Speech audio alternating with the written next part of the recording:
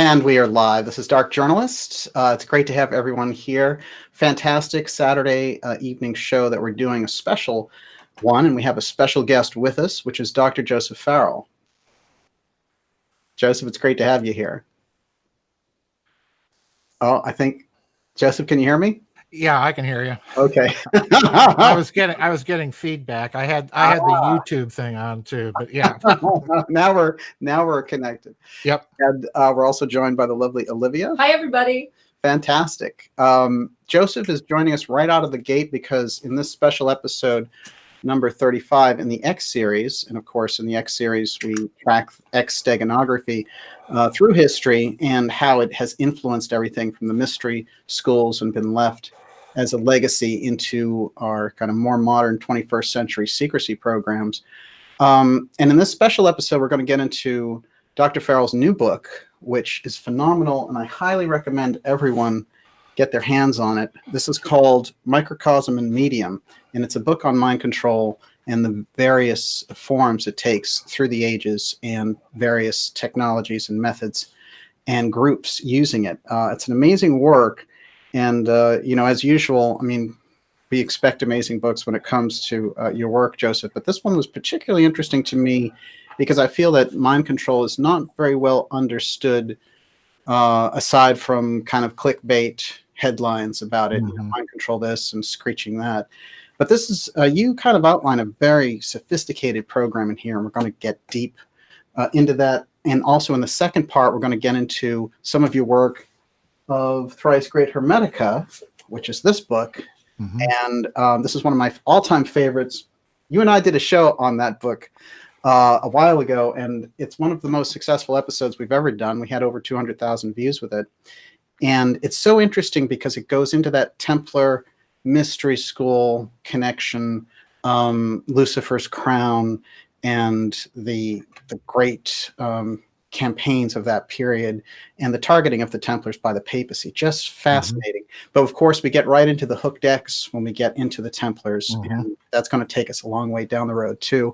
But first off, Joseph, how are you? I'm fine. Thanks. Thanks for having me. Thanks for having me back.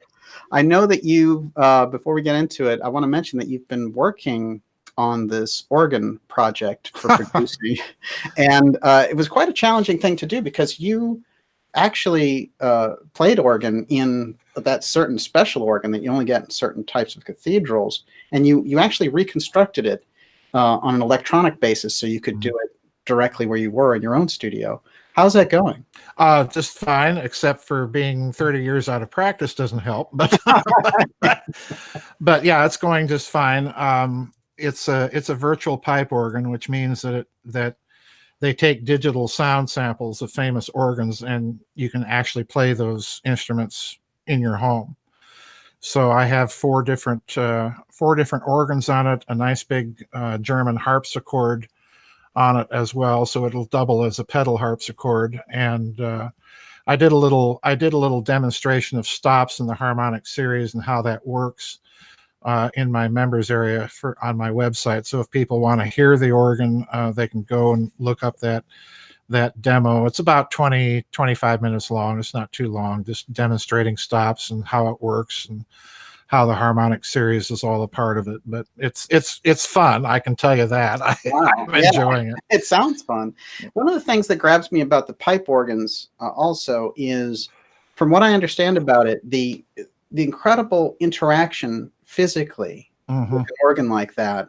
It's a lot different than just playing piano or something. I mean, it's full. It's almost like having a drum kit or something. You have to use your whole body. You have to use your whole body. And the thing that's very different about a pipe organ from any other musical instrument is the building itself is the wave mixer. So you're sitting, in a certain sense, you're sitting inside the instrument rather than outside of it. So it's a very different experience playing them. And of course, on those big instruments, you can feel, I mean, those instruments can shake the building. Wow. So you can feel the effect it has on you physiologically. And it's an awesome experience playing them. Absolutely. Absolutely. And it's so interesting to me too. You actually have to wear certain types of clothing to do it too. Well, you have to wear shoes. it's recommended you wear a special kind of shoe with a very thin sole and a kind of a built up heel to play those things, because you do a lot of pedal work on them. The other kind of clothing, you don't really have to. I dress up, you see me in my practice garb here. I just got done practicing before we started the show. Absolutely. Yeah, there are serious instruments, so I dress seriously. I can appreciate it. One thing I want to mention there too is, I want to ask you, how long before people will get to hear kind of the fruits of your... It's going to be a while.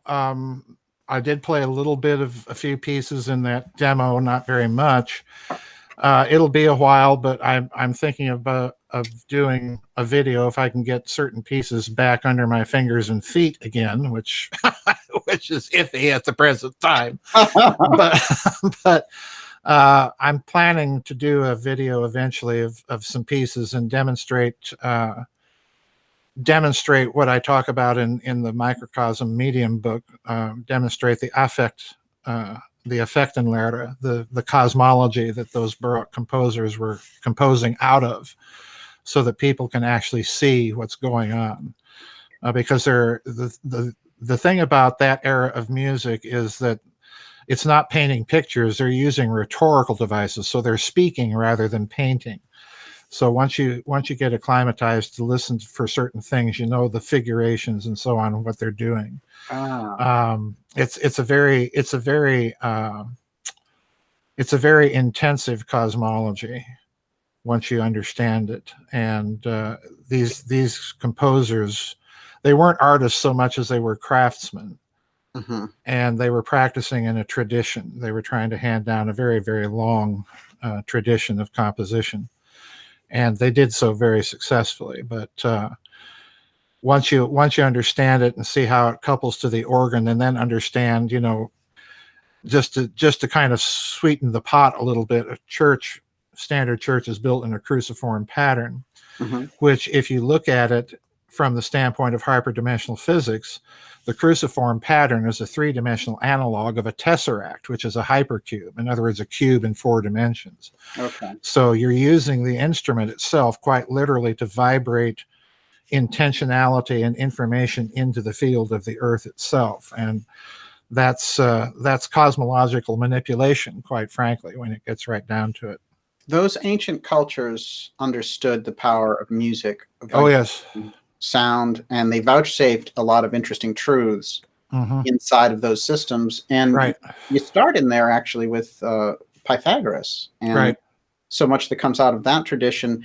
And you mentioned that the cosmology, the foundation is reason, right, or ratio. Can you explain? Ratio. Yeah, for the Baroque era, you've got 2 major influences going on in the cosmology. You've got the Christian influence, incarnation, logos becomes flesh, and so on.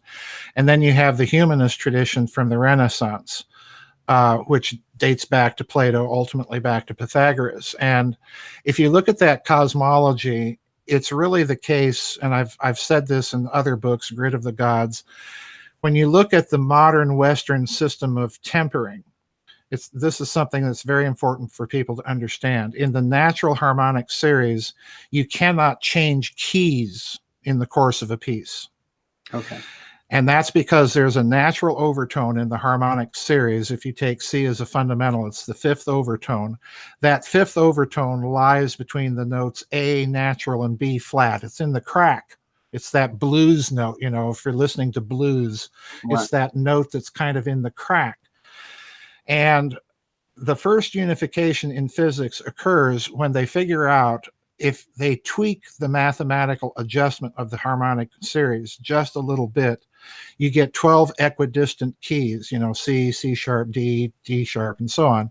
You get those 12 chromatic notes, and you can modulate during the course of a piece from one key to another smoothly and effortlessly.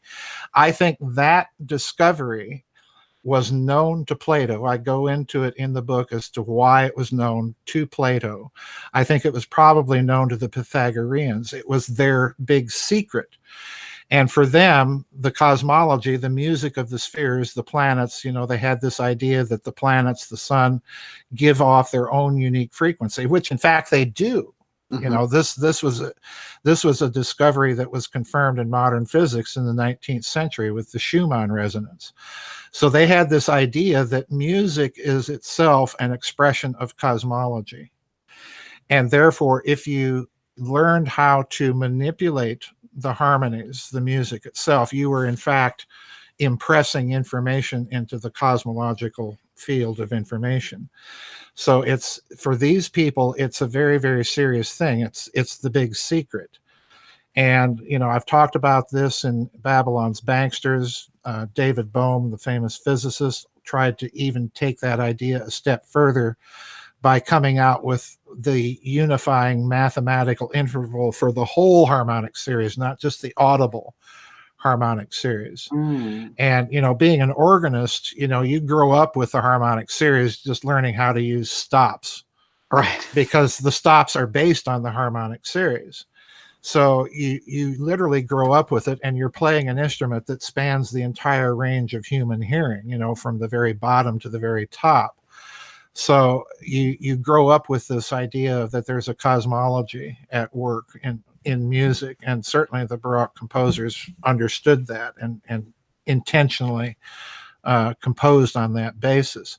But getting back to your idea of ratio, when you translate the Greek word logos into Latin, the word is ratio.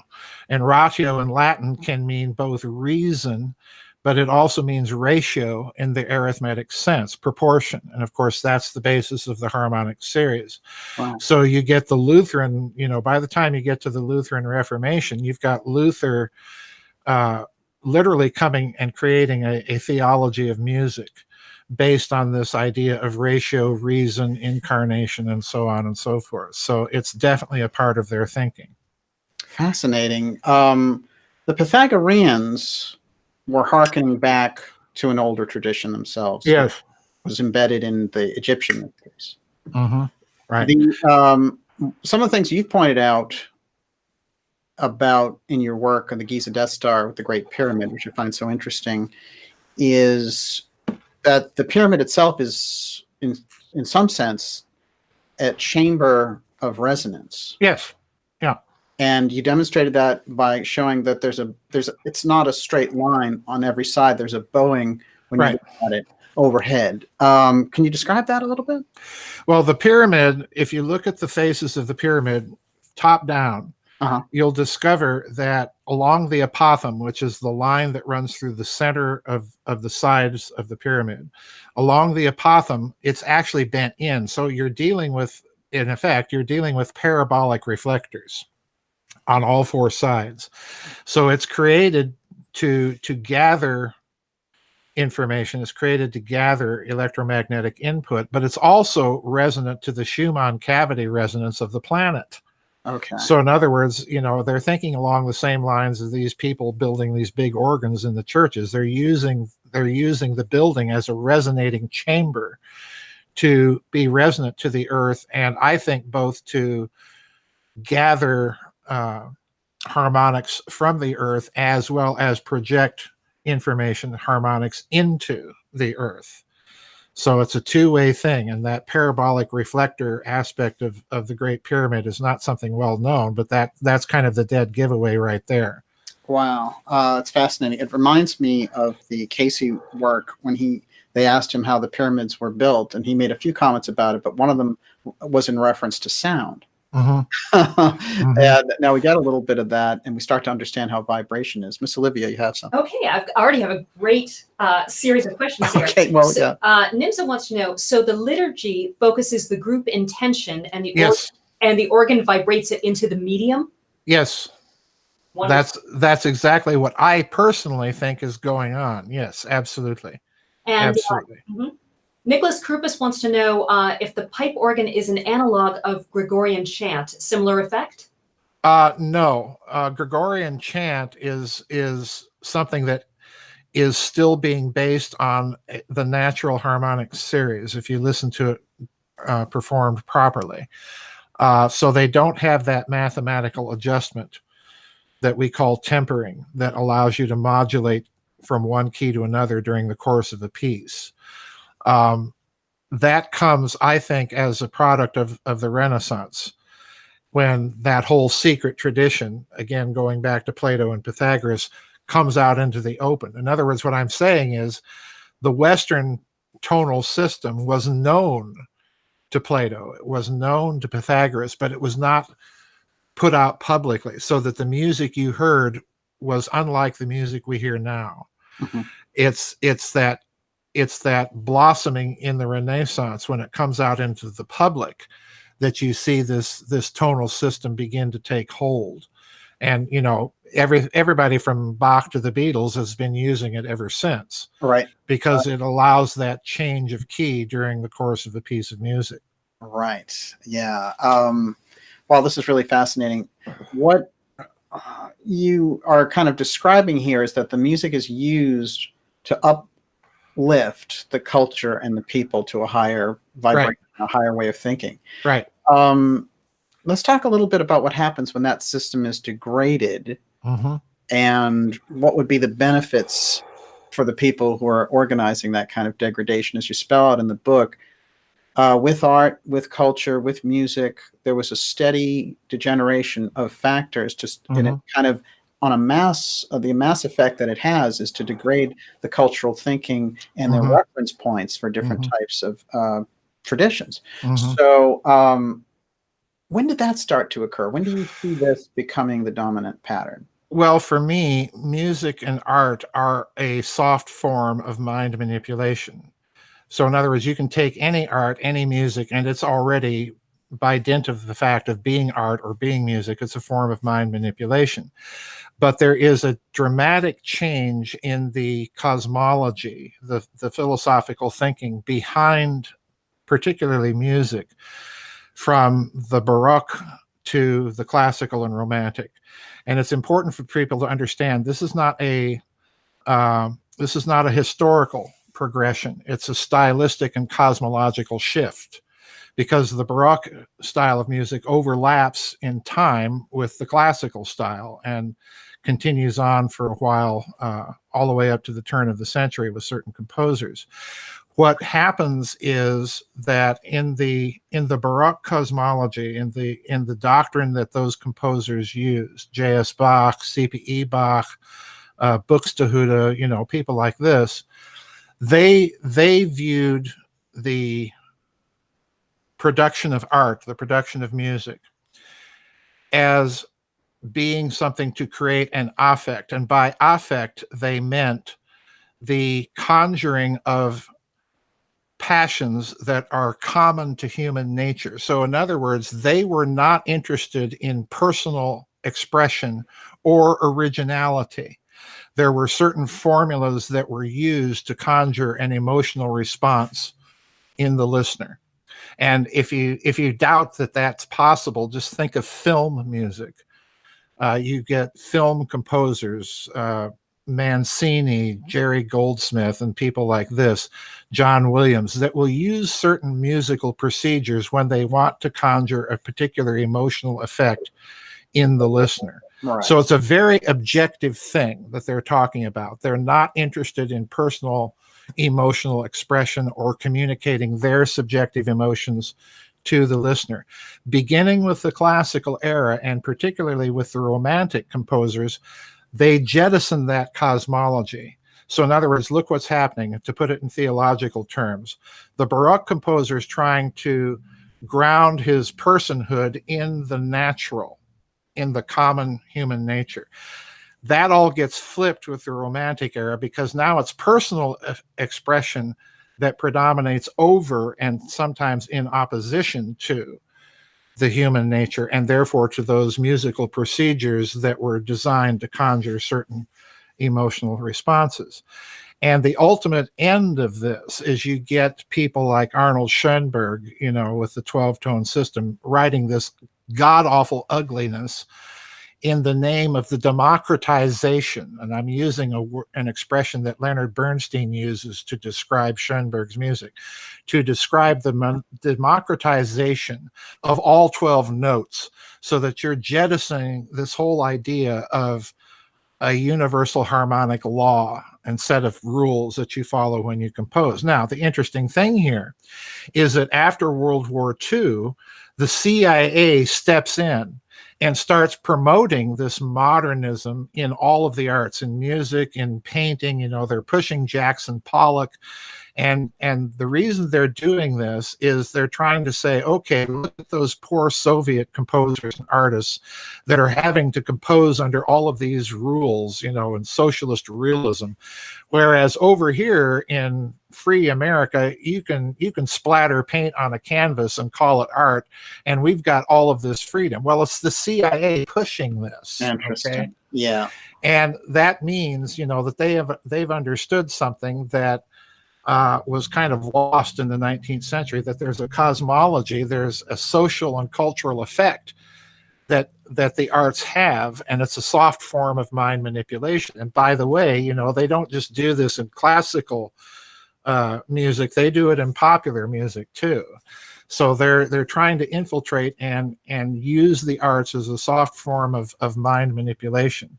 But in the process, what they're doing is they're pushing the modernist aesthetic, which is an aesthetic of absolute originality. To be artistic, you have to be original, jettison the rules, and compose ugliness. And it gets more and more ugly the more you listen to that stuff. I think it's so interesting when you think about what the Central Intelligence Agency was created for. It's very interesting the avenues that they get into to manipulate and socially engineer the culture, way outside of their mandate. Exactly. And, you know, we can look at it on the ground and say, well, you know, it's the CIA has their own Air Force. I mean, that's also unusual. Right. But when we talk about them manipulating culture, that's not something that anyone would really think, oh, you know, they have a regular hand in that. Well, they absolutely do. Yeah, they do. You know, I point out in the book that they are sponsoring the modern music conferences in Rome during the 1950s, and they're highlighting composers like Stravinsky and Schoenberg and Alban Berg and so on. And you know, I challenge anybody to go out and try and listen to those people for more than 5 minutes before you shut it off, because it's just god awful ugly, you know. And I'm the enfant terrible, and I'm willing to say it's ugly. Well, they're pushing this for precisely the reason to show, well, the West, you have all of this freedom, you can do whatever you want to and produce ugliness. And that's why I think the culture is becoming so ugly, because part of the feedback loop in this is if you are promoting disharmony in music, you're going to get disharmony in the culture. I mean, you know, this is that insight of cosmology all the way from Pythagoras to Bach, you know, that everybody accepted as kind of the basis of their artistic output. So they recognized the arts as a soft form of mind manipulation. Yeah. And the CIA, of course, when the CIA is promoting this, what else are they doing? Well, they've got the MK Ultra program going full steam. They're not interested in just the soft forms of mind manipulation. They're interested in the actual heavy duty hard stuff as well. So it's across the board. You know, it's a full spectrum dominance sort of thing that you're looking at. There's an incredible thing that you do in this book, and you were just alluding to it there, which I think is so interesting. Taking their manipulations on this cultural musical aspect on one side, and then drilling it down to their deeper purposes, using MK Ultra for one-on-one mind control and mind controlling a particular individual to do something. In the book, you come up with a term which is Manchurian Patsy. Which I think is interesting because, of course, we know the Manchurian Candidate, and I have a shot of that actually. It's this fantastic novel that you cite in the book by Edward Condon. Right. And in there, they take this Korean War hero and they have him see this Queen of Diamonds over and over again. And when he sees that, that's his cue to go into this trance, and they can give him instructions to do anything. Right. And the way they describe it is it's part light-induced, part drug-induced. Yes. And they literally are planning to use him to assassinate the president. Now, there's a lot of very interesting things that you allude to here, but we see so much of a reflection of this movie in the 60s, when this movie came out just before the JFK assassination. Yep. And then all of a sudden, this ripples through the entire culture of them using these very strange patsies who they roll out. Right. What is a Manchurian patsy? Okay, in the course of their research, they discovered that it was much easier to create and manipulate someone to become a patsy, like Sirhan, I think the classic case of clear mind manipulation. And they discovered that through the process of hypnosis, you could program certain triggers in people to carry out certain actions and then program them to forget that they had done it. Right. And, think of the case of Sirhan. Both the prosecution and the defense psychiatrists that examined Sirhan were all agreed that this guy had been subjected to hypnosis at some point. Yes. And that he was very easily induced into a hypnotic trance. And as you look more and more at the Sirhan case, let's look at the fact that he's seen with a girl in a polka dot dress. Right. And I think the polka dot dress is a visual cue. It's a visual trigger. And then the girl tells him, I want some coffee. That's a second trigger. So in other words, when you're programming these triggers, you have to do it in such a way that an accident cannot happen. Mm-hmm. So you're programming what I call algorithmic triggers in somebody, a set of triggers that if all of these things occur, you will do such and such. And sure enough, Sirhan tries to pop Senator Kennedy. And again, we know there's more bullets than there are in his revolver, a little problem there. Absolutely. And, plus the guy can't remember having done it. Mm-hmm. He's in a trance state when this happens, when he's shooting, and then afterwards they try and wrestle him to the table. Rosie Greer is one of the people trying to wrestle him to the table. He was RFK's bodyguard, yeah. Yeah, he was one of and there's this superhuman strength in the guy until bang, the trance wears off, and then all of a sudden that strength disappears and off he goes to jail. So there's a clear case here of a Manchurian patsy, someone I think that was set up to take the fall for Senator Kennedy's assassination. So yeah, they're drilling down. If you look at what they're doing, they're covering the arts in order to achieve a social engineering effect, a mass effect in society at large. But then they've developed the technologies to manipulate specific behaviors in specific individuals to carry out specific things. And this happens over and over and over. And you can see the pattern with Sirhan. You can even see it with Jack Ruby in the Kennedy assassination. You can see it with Jim Jones, where you've got a mass experiment of the same sort taking place, and on this goes. So yeah, I think it's huge that people have to understand, if you are submitting yourself or exposing yourself to any art whatsoever, music, painting, whatever it is, you're subjecting yourself to a soft form of mind manipulation. The question is, how do you want to be manipulated? And that's the real crunch. It's so interesting. I think of the Batman shooter in this regard also. Mm-hmm. It seemed completely like what you just described. So it's interesting when we think of the Manchurian candidate, he's somebody who's set up to do a particular thing and then take out the individual. The Manchurian patsy is set up to do it all, but then forget it as soon as it's over. Right. That's and take the fall for it. Yes, that's so crucial and important. There is Sirhan. You were talking about that superhuman strength. Of course, he's about 5'2". Yeah. Didn't look like he weighed much. Certainly wasn't very physically intimidating. But in that state, watch out. He becomes basically super strong. There's a couple of quick things I want to mention about Sirhan, and I'm glad that you brought him up because I think it's a great missing chapter to history. Mm-hmm. One of the crucial things is that Robert F. Kennedy Jr. now has gone on the record saying that he doesn't believe that Sirhan shot his father, which is absolutely interesting and fascinating and shakes that whole story. Right. Second, there are people who've come forward and talked about the security guard who was involved in accompanying Kennedy there, and the guy's name is Caesar, and how he was close by with a gun and had the proximity. And Thomas Noguchi, who performed the autopsy, said, well, Kennedy wasn't shot from the front by this guy Sirhan at that distance. It was right in the back, and it was point blank. So that story from the very beginning, and the way it was organized was to remove him so they could install Nixon in that period. But that is a classic CIA style operation, and in this case, Sirhan was one of these Manchurian patsies that you were talking about. Couple of interesting things about his case that you mentioned in there too. Of course, they tie him in with the Rosicrucians.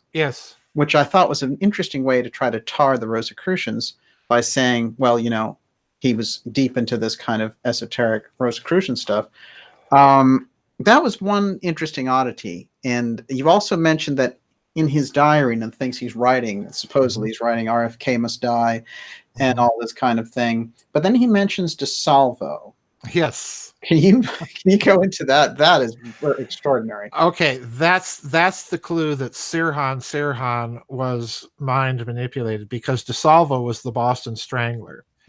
And he was convicted and found guilty, and the professional hypnotist that they brought in was a fellow by the name of Dr. Bryan.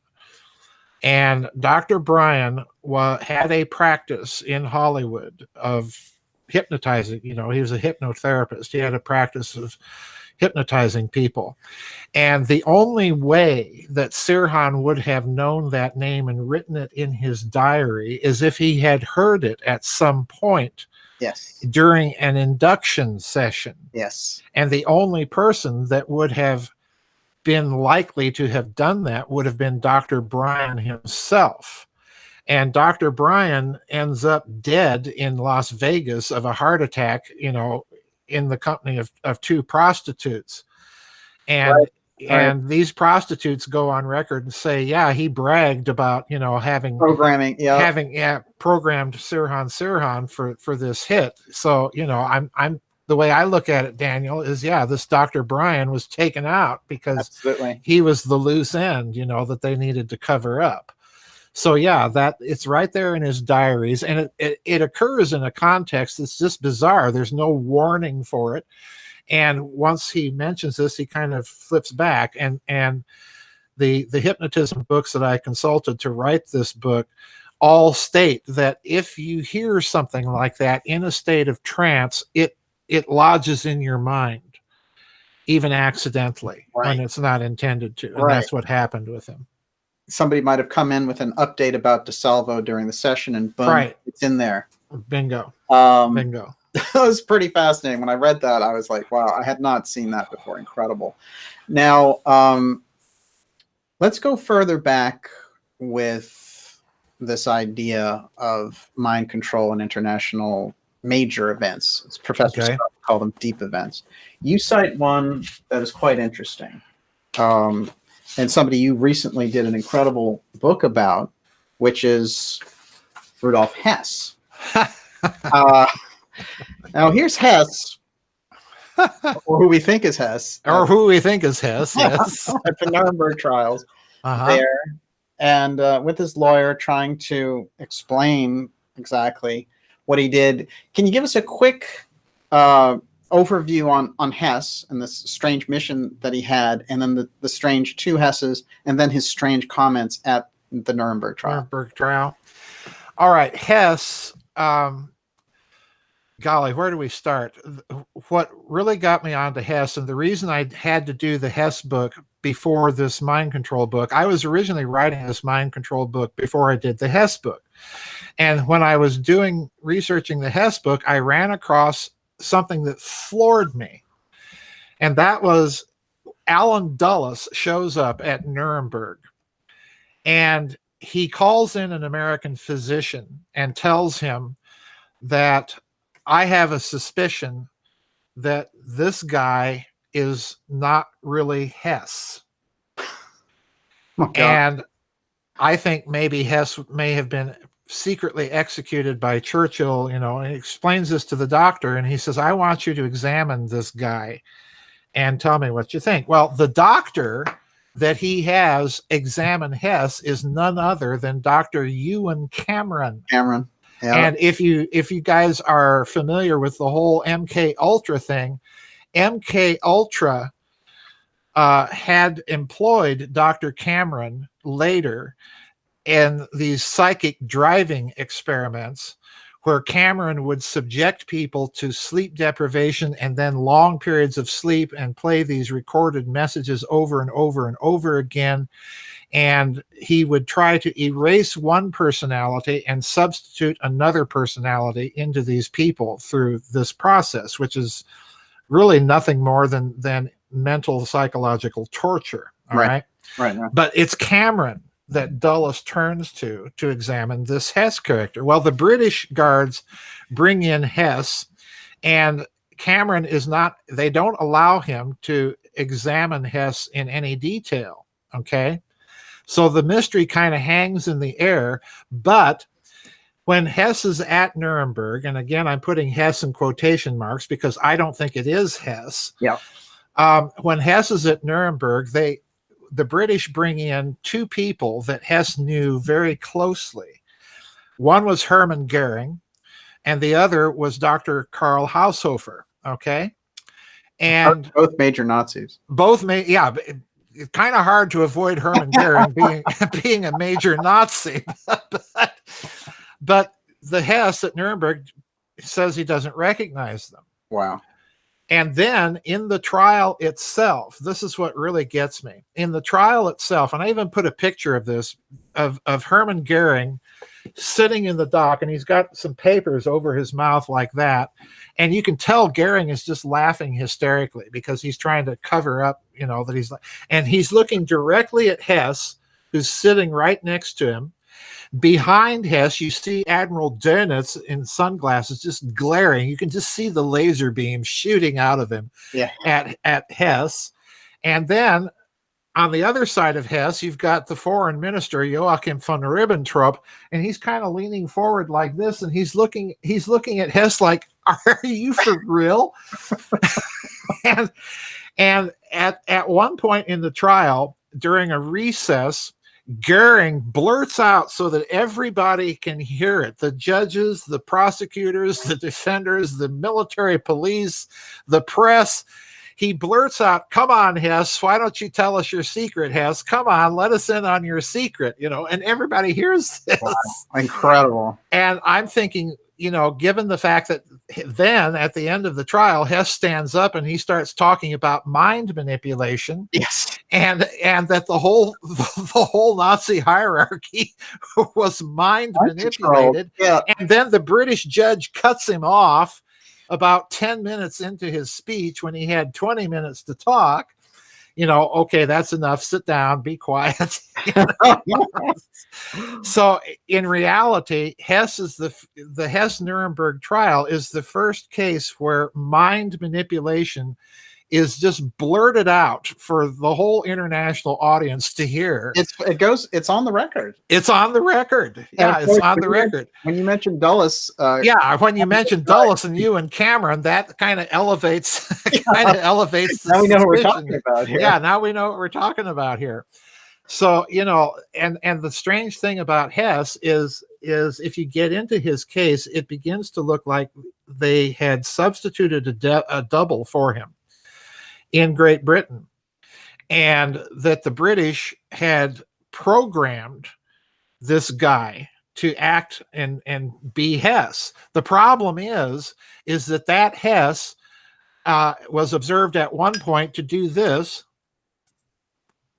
which is smoke, and the real Rudolf Hess was not a smoker. Completely, yeah. Not a smoker. Right. And in addition to that, the real Rudolf Hess was, number one, an upper middle class German, and he very rarely ate meat. And this Hess in Britain is gobbling up, you know, terrible table manners, gobbling up shrimp and salmon and, you know, steak and kidney and you know, So in other words, the whole problem with Hess is it ain't Hess. Yes, talking about identity change. Well, Yeah. Interesting. Let's look at Hess. This is the deputy Führer for the Nazis for 12 years. Yep.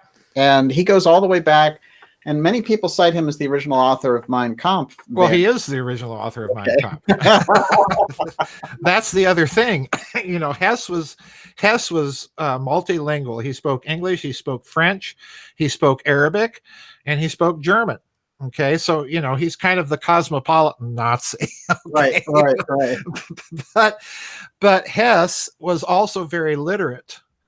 And if you look at the story around Mein Kampf, the story is that, well, Hitler was dictating Mein Kampf and Hess was the dutiful secretary pecking it out at the typewriter. Okay. Right. Exactly. But when you start digging into the actual story, it's Hess that's writing what few lucid chapters there are in Mein Kampf. Yeah. And Hitler wanted originally to call the book 4 Years of Trial, Torture, Tribulation, a title. A catchy title that really rolls easily off the tongue, and Hess says, no. We're going to call it Mein Kampf, Yes. So it's Hess really that's kind of the brains behind the operation to a certain extent. So it's just character. I think that, and I want to recommend your book about Hess and Antarctica, Hess and the Penguins. By the way, if anyone wants to go really deep on Hess, that's where it is. And let me tell you, it is eye-opening. But I want to do one other thing here with Hess, because I think it is pivotal, because he came forward as the first person to really talk about this mind control on an international basis. How did the Allies get Hess?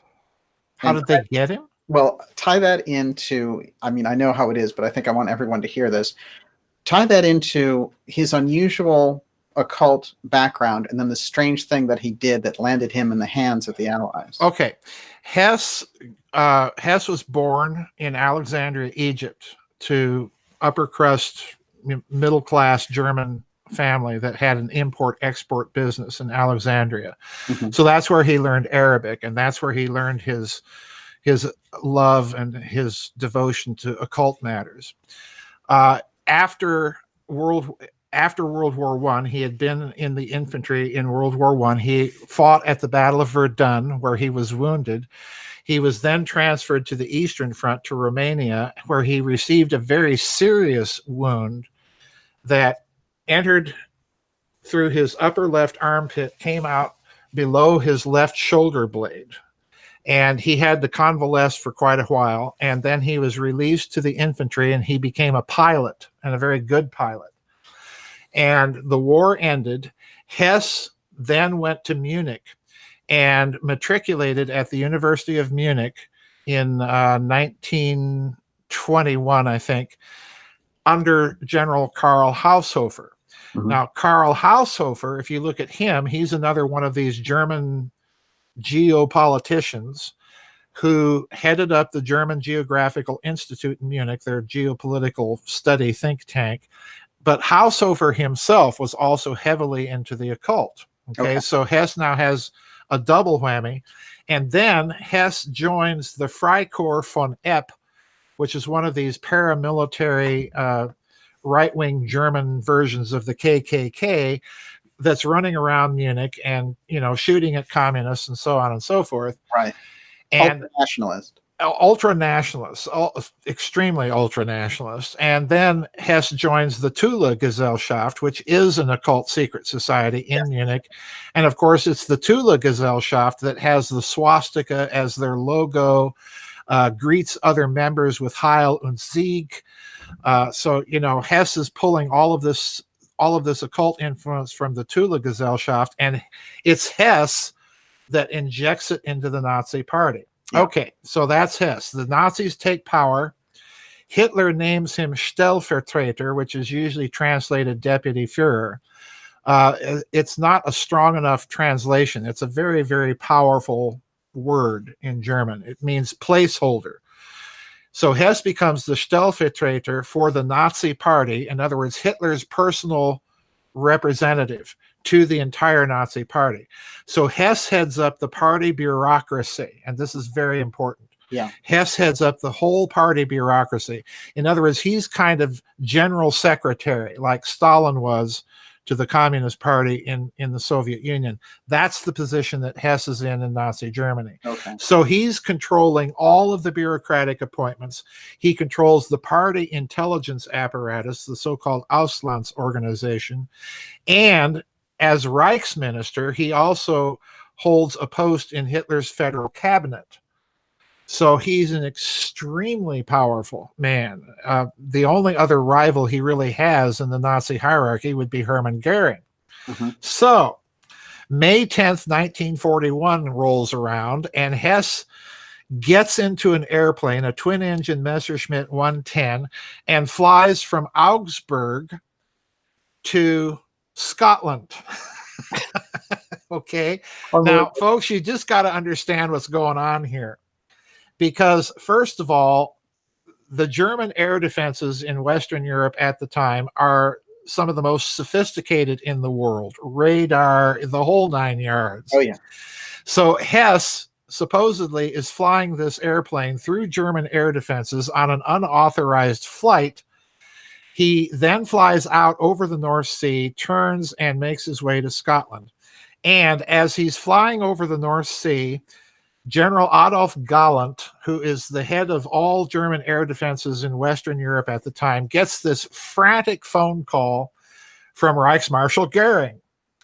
And he says, "You've got to scramble your fighters right away." And Galland says, "Well, Herr Reichsmarshal, there's nothing coming in on the radar." And Goering just flips a gasket. He says, "I'm not talking about anything coming in. The deputy Führer has gone nuts, and he's taken a plane and he's flying to England. You've got to shoot him down." Yeah. Now, the interesting thing is when Goering makes the phone call, Hess is already too far for any German fighters to catch up with him. So that's for show. That's for show. That's for show. That's a Hermann Goering. This is for show. Hess gets into Scotland and he misses his radar connection and he gets lost. And so eventually he's flying around northern Scotland in this Messerschmitt 110 at low altitude. And you can just imagine the effect it's going to have on your sheep up there. But anyway, he finally decides, well, I'm lost. So he puts the plane on the tail, climbs to high enough altitude and bails out. Wow. And he lands in a farmer's field. Yeah. And the farmer, pitchfork in hand, rounds him up, calls the local police. And then Hess starts talking. He says, "I'm here to see the Duke of Hamilton. Can you take me to the Duke of Hamilton?" And so, eventually the Duke of Hamilton does show up, but this is after Hess is interviewed for 2 hours by a Polish officer speaking German to Hess, and nobody else is capable of speaking German. Well, long and short of it is, Hess, I think, was trying, as the standard narrative goes, to negotiate a peace deal with Great Britain, get Britain out of the war, because, of course, Hitler is going to invade the Soviet Union in a little more than a month. Right. And the key here is that Hess, in his thinking, was coming under a flag of truce from the king. Yes. From the king. Yes. And of course, Churchill gets wind of Hess landing, has him rounded up, brought down to London. There's this mad scramble in the British oligarchy. What do we do now? But they've got the number 2 man of their enemy. Yeah, they've got the number 2 guy who's all of a sudden parachuting. It's incredible. By the way, when he parachutes, he has weird astrological symbols on him. Oh yeah, he's got everything. He's got a briefcase full of the treaty just ready to sign, which incidentally goes conveniently missing. Oh yeah, yeah. And at the time that Hess does this, for some curious reason, the Luftwaffe just kind of stops bombing England. And for some curious reason, the RAF starts backing off on bombing Germany. Yeah. There's all of these things. And it's interesting, too, when you think about the timing. knowing Hess and knowing his esoteric background, Yes. all the things he's plugged into, this date was very astrologically significant, and he was pulling this off thinking, aha, I'm going to pull off this truce. So this is a very unusual situation for Hess, and then they have him, and then later he shows up, and they have him at Nuremberg after the Nazis are defeated. How the Germans are anyway.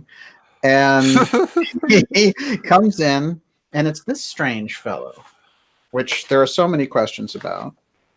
And here we have that person who you're referring to earlier and saying, so many people say, this is not Hess. This is not Hess. Well, the reason that whole thing got started was there was a British doctor that was assigned to the British military hospital in Berlin. And he knew that hospital was responsible for taking care of Rudolf Hess and his health. And in fact, the British had built an entire floor of their military hospital just for Hess. I mean, it was a skiff, a segmented, compartmentalized facility just for Hess. And he knew that he would probably at some point run across prisoner number 7, Rudolf Hess. And so he familiarized himself with Hess's medical files. And this is where it starts to get interesting. He saw Hess stripped once and noticed that the scar that supposedly Hess had received from his war wound was missing. Oh. Oh. And so he thought, I can't be seeing this. So he examined Hess a second time and saw that I'm getting a little feedback, and then saw that the wound was missing. And he asks Hess, what happened to your wound? And Hess's mood just completely changed instantly. And so he published a book called The Murder of Rudolf Hess. And he pointed out that this is a double that was substituted at some point. And where's the real Hess? Right.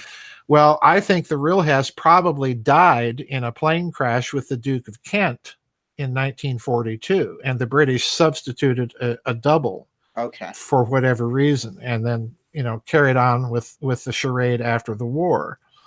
The real question is why, and I think that it's because the deal that Hess had negotiated was to get rid of Hitler when he comes back from England, to get rid of Hitler, and the British in turn would get rid of Churchill. The crown would force Churchill out and place another prime minister, probably the Duke of. And that's how you would have gotten peace there. And that's how you would have gotten peace. Yeah. Yes. Yeah. Oh, it's fascinating, and it's so interesting when we get into it, because this Hess double is the one who acts so strangely, as we started off with. And that the other Nazis kind of make fun of at Nuremberg and say, oh, you have a secret. But then this Hess stands up and says the Nazi high command were under this mind manipulation. Right. Everybody was under this mind manipulation. And again, that, the thing that struck me was, this is the first time, this is long before Edward Condon's novel. This is the first time that you see mind manipulation being talked about in a mass sense. And what's intriguing here is, I would never have paid any attention to that, other than the fact that Alan Dulles shows up with Ewan Cameron, who's going to go on to be part of MK Ultra, talking about mind manipulation, and he thinks that this is a double. Yeah. I mean, it's remarkable. It is. Thing. And I think what's fascinating about this also is these characters that are showing up. Dulles, who will head the CIA for so many years, right from the beginning, and he will be dismissed by JFK in 1961 and removed from this position where he's all powerful for 14 years. Yep. So those types of programs also, they had carte blanche to do whatever they wanted in terms of developing MK Ultra programs, because the excuse always was, hey, we're in a Cold War and anything goes. So they weren't limited by any kind of humanitarian considerations. And this is where we get this whole thing about MK Ultra, which you hear thrown around as a term, and I don't think that people really grasp, but this is a program that we know very, very little about. Right. But Right. it is on record. It's a fact. It's not Mhm. somebody's conspiracy. We know that it took place, and we know that Richard Helms, the Yes. CIA director, oversaw the program and destroyed most of those records in the Yes. early 70s during this whole fleshing out and looking at the CIA. So this is a role that the CIA gave themselves basically to conduct these experiments and get to this level. Now, there's a chapter there in Korea, which shows up where during Korea, the airmen who are in Korea and held as prisoners, they become mind controlled by the Korean side, by the communist side. Right, right. That's the occasion that is actually behind Edward Condon's novel. Yeah, because these airmen are coming back and they're behaving very strangely, and they're saying, un-American things. And the suspicion was that the communists had perfected their mind manipulation techniques, which brings us back to Hess, because Hess points out that the show trials during the purges inside of the Soviet Union were the defendant is, clapping and cheerful at his death sentence. And, you had this bizarre behavior that was being exhibited by these people in those show trials. And that's the first thing that Hess starts to mention as he's giving his speech about the Nazis were all mind controlled. Well, he references these show trials. So in other words, you've got another mind manipulation program going on inside the Soviet Union, inside of probably communist China, where these techniques are perfected and being used on American prisoners of war during the Korean War. And that's where Condon kind of picks up and gets all of the juice for his novel. Wow, fascinating. And it's also interesting, I think, when we look at this period, because there are so many things unusual that are happening in relation to the Nazi control over the population. Also, you refer to Hitler many, many times as a master hypnotist. Yes. In that he holds an entire nation spellbound. Yes. These are mass hypnosis techniques. Yes. Which is different than that one-on-one, right. but it carries some of the core principles. And so we're kind of in society now, in culture now, we see a lot of mass hypnosis, and largely coming through the media, for example. Yes. So there is this precedent, I think, that we find if we look back there. What I want to know is, when Hess is saying these people are being mind controlled of the Nazi high command, who is it that we would suspect is mind controlling the Nazi high command? Well, that's the thing. He never really gets to say what he thinks is going on, because the British judge that's presiding at the Nuremberg tribunals cuts him short. Right. So he's never able to say who or how this is being done, except, of course, he's blaming the international Jewish Bolshevik conspiracy. Yeah, well, that's got to have that in there. But he never gets to the point where he's able to name names. And if that's the case, you've got to wonder, is this something going on through the SS? Because they were certainly involved in a lot of that kind of research themselves. Is it the case, as some people have argued, that there was actually a double for Hitler that was substituted at a certain point during the war, and that accounts for the strange behavior? Who knows? But he did say it, and he did put it on the table, and that's the first time that all of this occurs. And of course, again, I point out he was dismissed as being mad and a lunatic and insane when he said these things. And it's only later, when all of this stuff about Mkultra and Alan Dulles being involved with him at Nuremberg comes out, that you have to think, well, maybe there's something to this. Absolutely. Yeah. And, people might think it's fantastic to think, well, Hess had a double or Hitler had a double. We know every major political figure has an actual double. I mean, LBJ had doubles. The presidents do that. And so it's a fundamental thing anyway. It's not that right. I do want to hone in on something here, though. When we look at the sweep of this, because you're looking at Dulles's program, who's the head of the CIA for 14 years, uses all these techniques and methods. His brother is John Foster Dulles, who's the Secretary of State under Eisenhower. So you've got a lock there. That's a power lock. And when these guys are finally removed, Foster Dulles dies, and then Allen Dulles is after the Bay of Pigs and trying to manipulate Kennedy into World War III. Kennedy says, "You're out." And I love Kennedy's speech, which is, if this was the UK, I'd have to go, but because this is the USA, you have to go. But they certainly didn't like that. And I think anyone who looks at CIA history, guys like Jefferson Morley or David Talbot, would say that he actually remained as the head of the CIA, just not on paper, basically. Yes, I would agree with that. And I think you have to look at this mind control aspect of Dulles and JFK in yet another light, because you see very similar behavior from Jack Ruby on the day that he shoots and kills Oswald. Yes. Because if you're familiar with the story, Ruby, after he's taken up into the jail cell, which Oswald had just vacated, he is very, very nervous, and he's pacing, he's sweating, and so on. He's asking for cigarettes, and that's another odd thing because Ruby himself doesn't smoke. So here's Ruby chugging on all these cigarettes, just, nervous as heck. And then the detective comes in and says, "Well, Jack, it looks like it's the electric chair for you. Oswald has died." And at that point, Ruby becomes completely calm. He's relaxed. He's relaxed. Yeah. And when they offer him, the smoke, he's like, "Oh, no, I don't smoke." Right.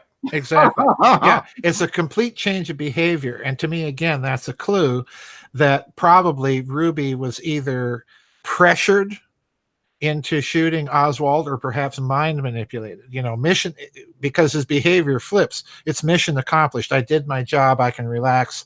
Everything's going to be okay. Wow. But I think there's a strong possibility that somehow Ruby was manipulated, because when you view the shooting of Oswald, you've got that car horn going off right in the background, right before Ruby charges out and pops him in the stomach. Yeah. And I think that car horn is the signal. It's the trigger. When you hear the car horn, you will step forward and, you will shoot Oswald.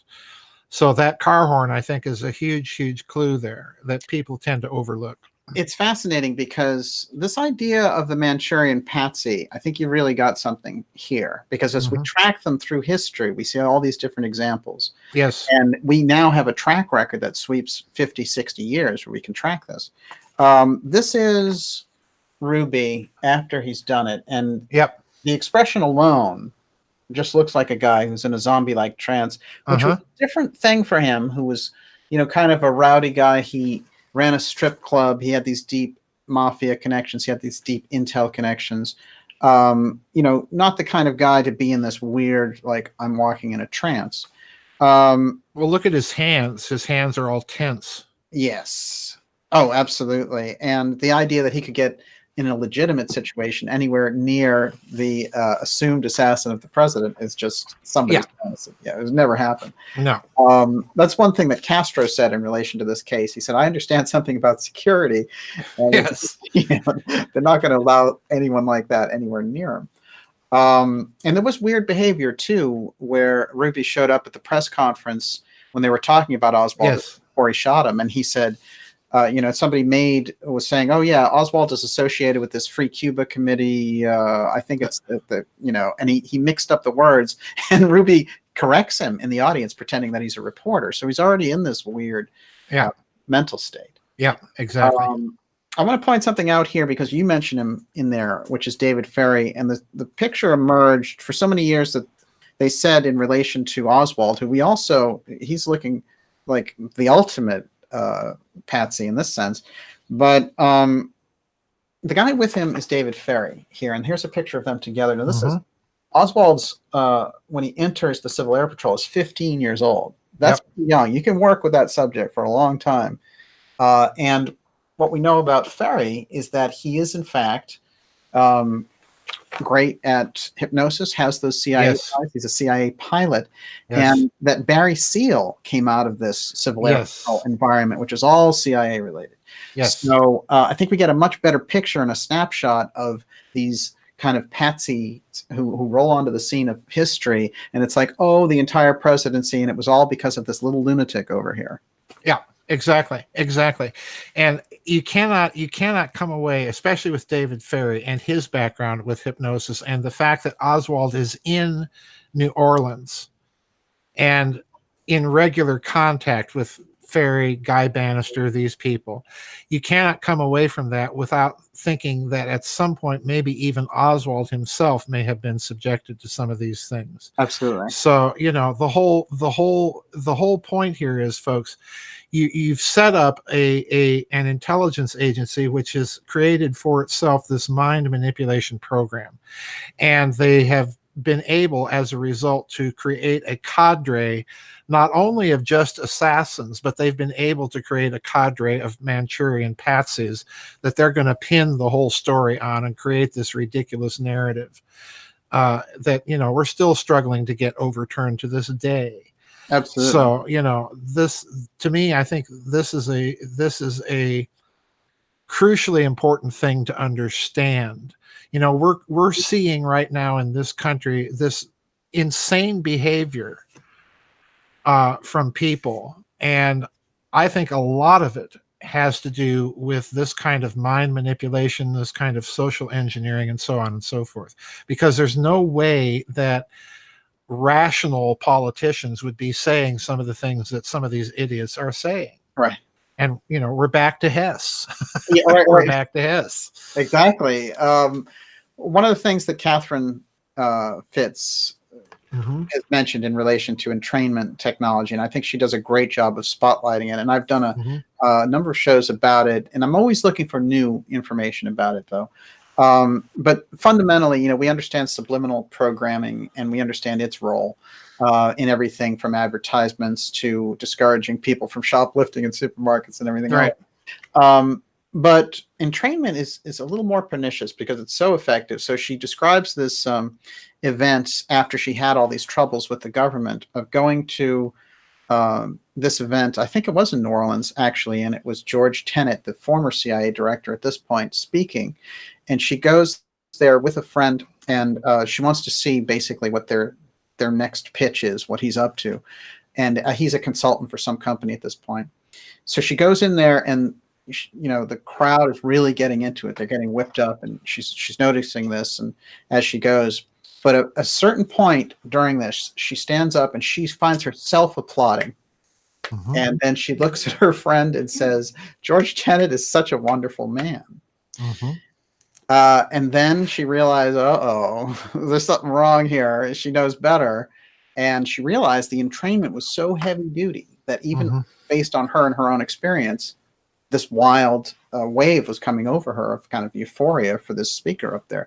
This is how entrainment works. It goes past your conscious thinking, and it's actually, when you get it, you know, it's kind of like Mkultra at that point. It's gone beyond the personal one-on-one method. They're using a kind of a technology, you know, and there's so many things when people talk about voice to skull technology, voice of God technology, and these things, they're getting very, very proficient with this particular style. And, so when you say the culture is suffering and we're seeing the culture deteriorate, it seems like there's a lot of this in play right now in America. Oh, yes, absolutely. One of the things I talk about in the book is a series of experiments that the CIA sponsored.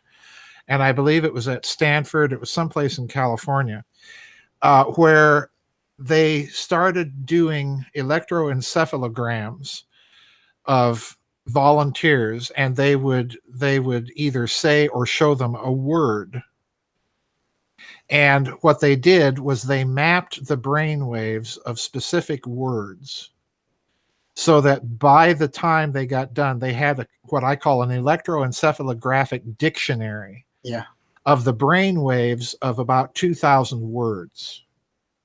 Wow. Now, that was in the 70s. So if you extrapolate from that, by now they probably have electroencephalographic dictionaries of hundreds of thousands of words.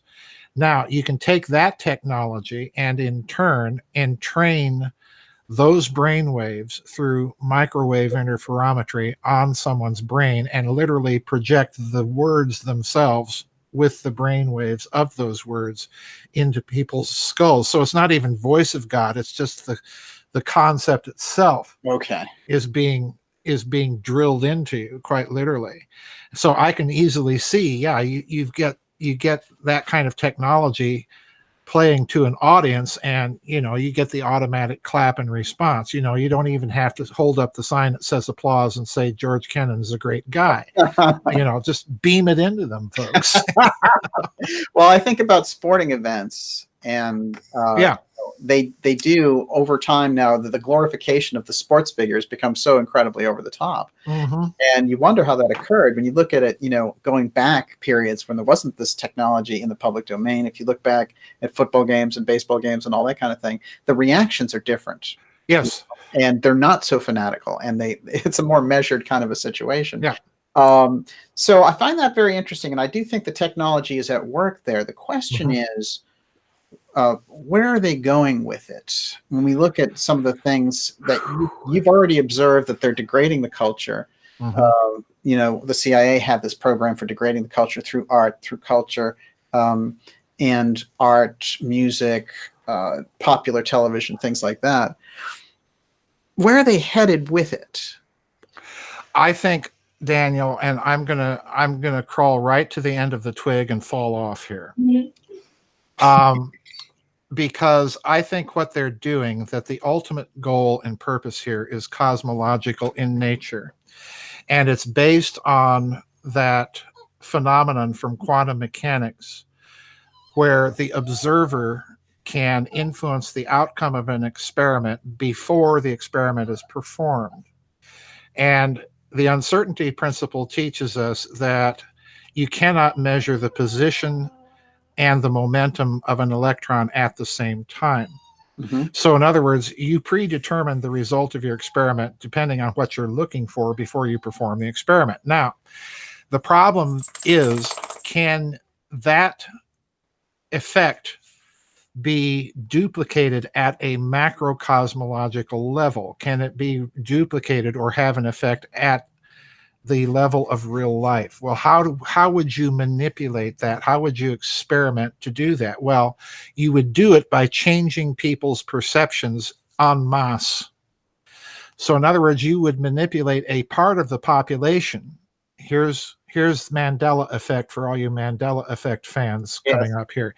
You would manipulate part of the population into thinking that Nelson Mandela died in 1995, or in my case, I'm an experiencer of Mandela effect. You would manipulate part of the population to think that the famous White House reporter Helen Thomas died, and that Bill Clinton eulogized her in the Rose Garden of the White House in the 1990s. Right. Well, come to find out, of course, Helen Thomas didn't die. Nelson Mandela didn't die. Well, why then are so many people having that memory? And I suspect what's happening is that they have used this technology in normal broadcast news services, and use this technology to subliminally broadcast an entirely different data set, an entirely different set of facts, and then are tracking the populations to see what their behavior and decision-making pattern is. So in other words, they're doing data correlation experiments to see if there's any sort of macrocosmological effect. So in other words, I think their goal is to be able to literally create a kind of virtual reality by inducing these kinds of different data sets in mass populations. And that's a cosmological power, like it or not. That is a cosmological power if they're able to perfect it. So we're back, we're going back.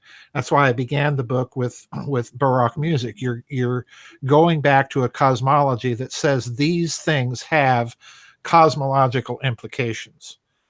Right. And this technology certainly does.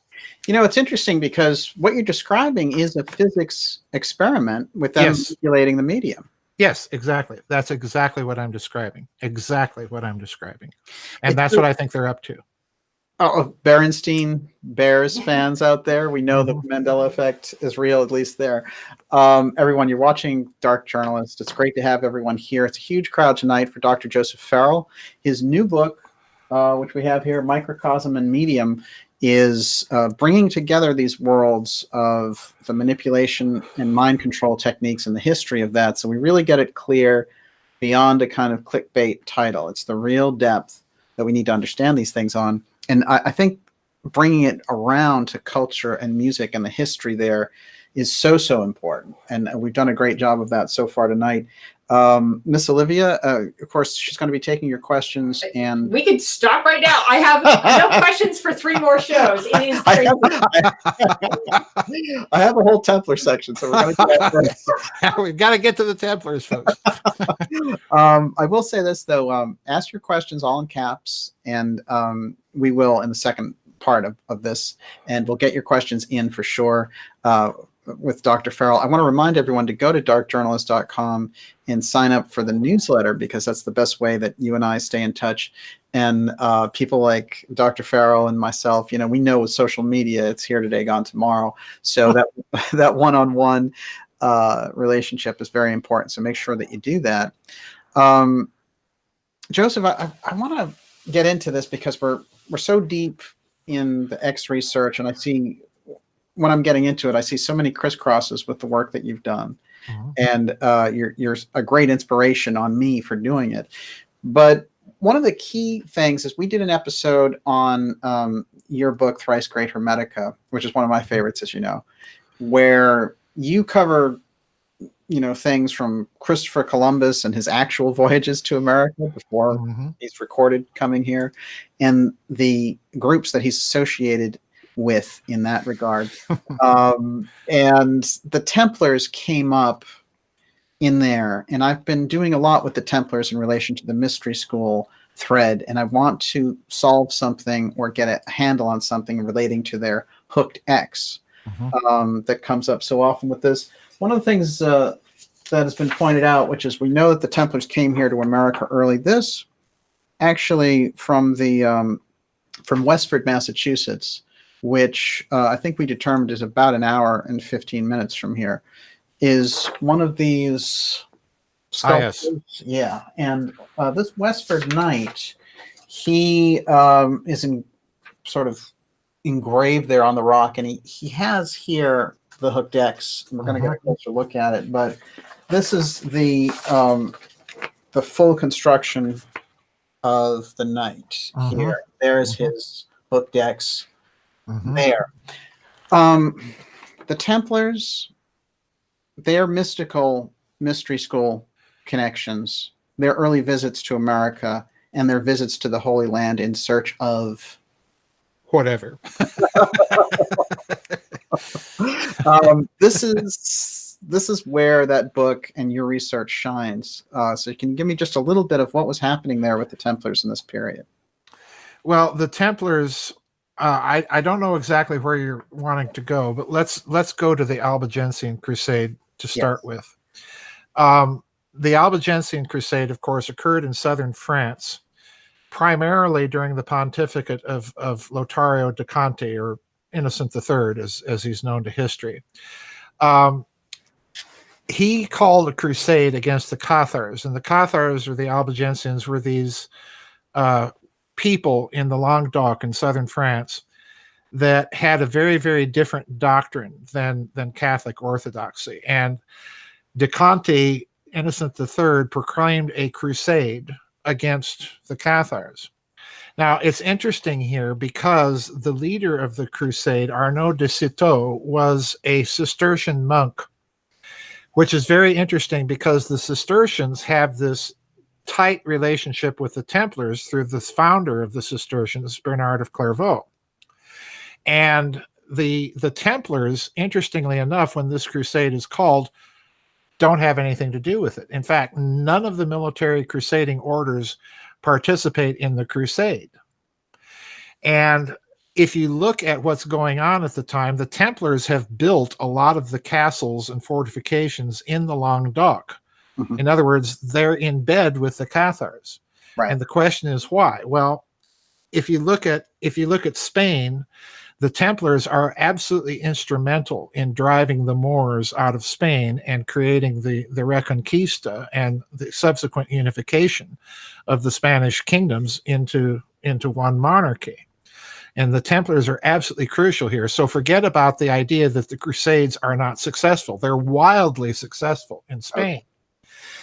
And it's the Templars that do this. So the Templars are basically, if you look at what they're doing, they're building this supply line in the Languedoc down into Aragon and over the Pyrenees into Spain for their military operations. That's what's going on. And the Pope, by declaring this crusade, is really trying to cut that off. Now, the question is why?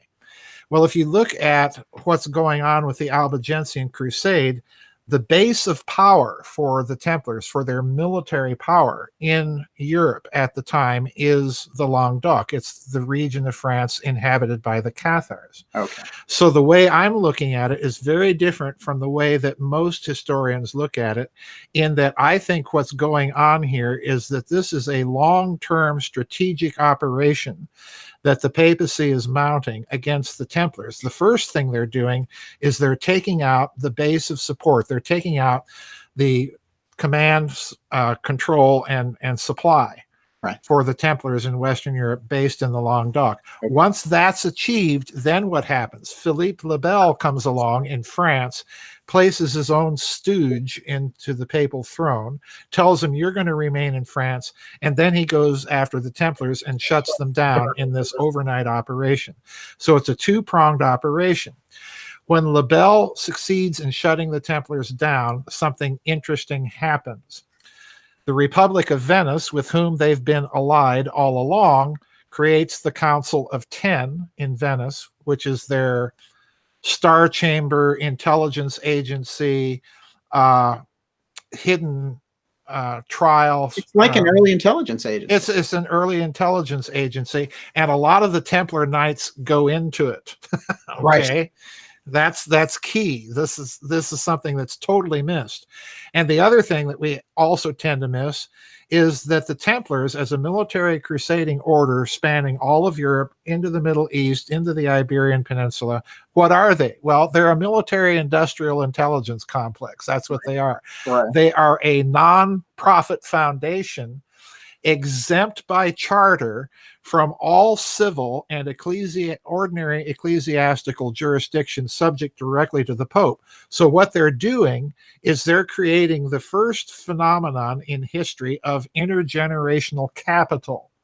They've amassed massive wealth, such to the extent that you can make a deposit in a Templar preceptory in England and pull the money out in Palestine. Amazing. Now, stop and think what that means for another aspect of history.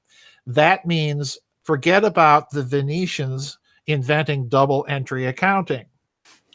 It means the Templars probably invented double entry accounting, and their allies, the Republic of Venice, picked it up from them.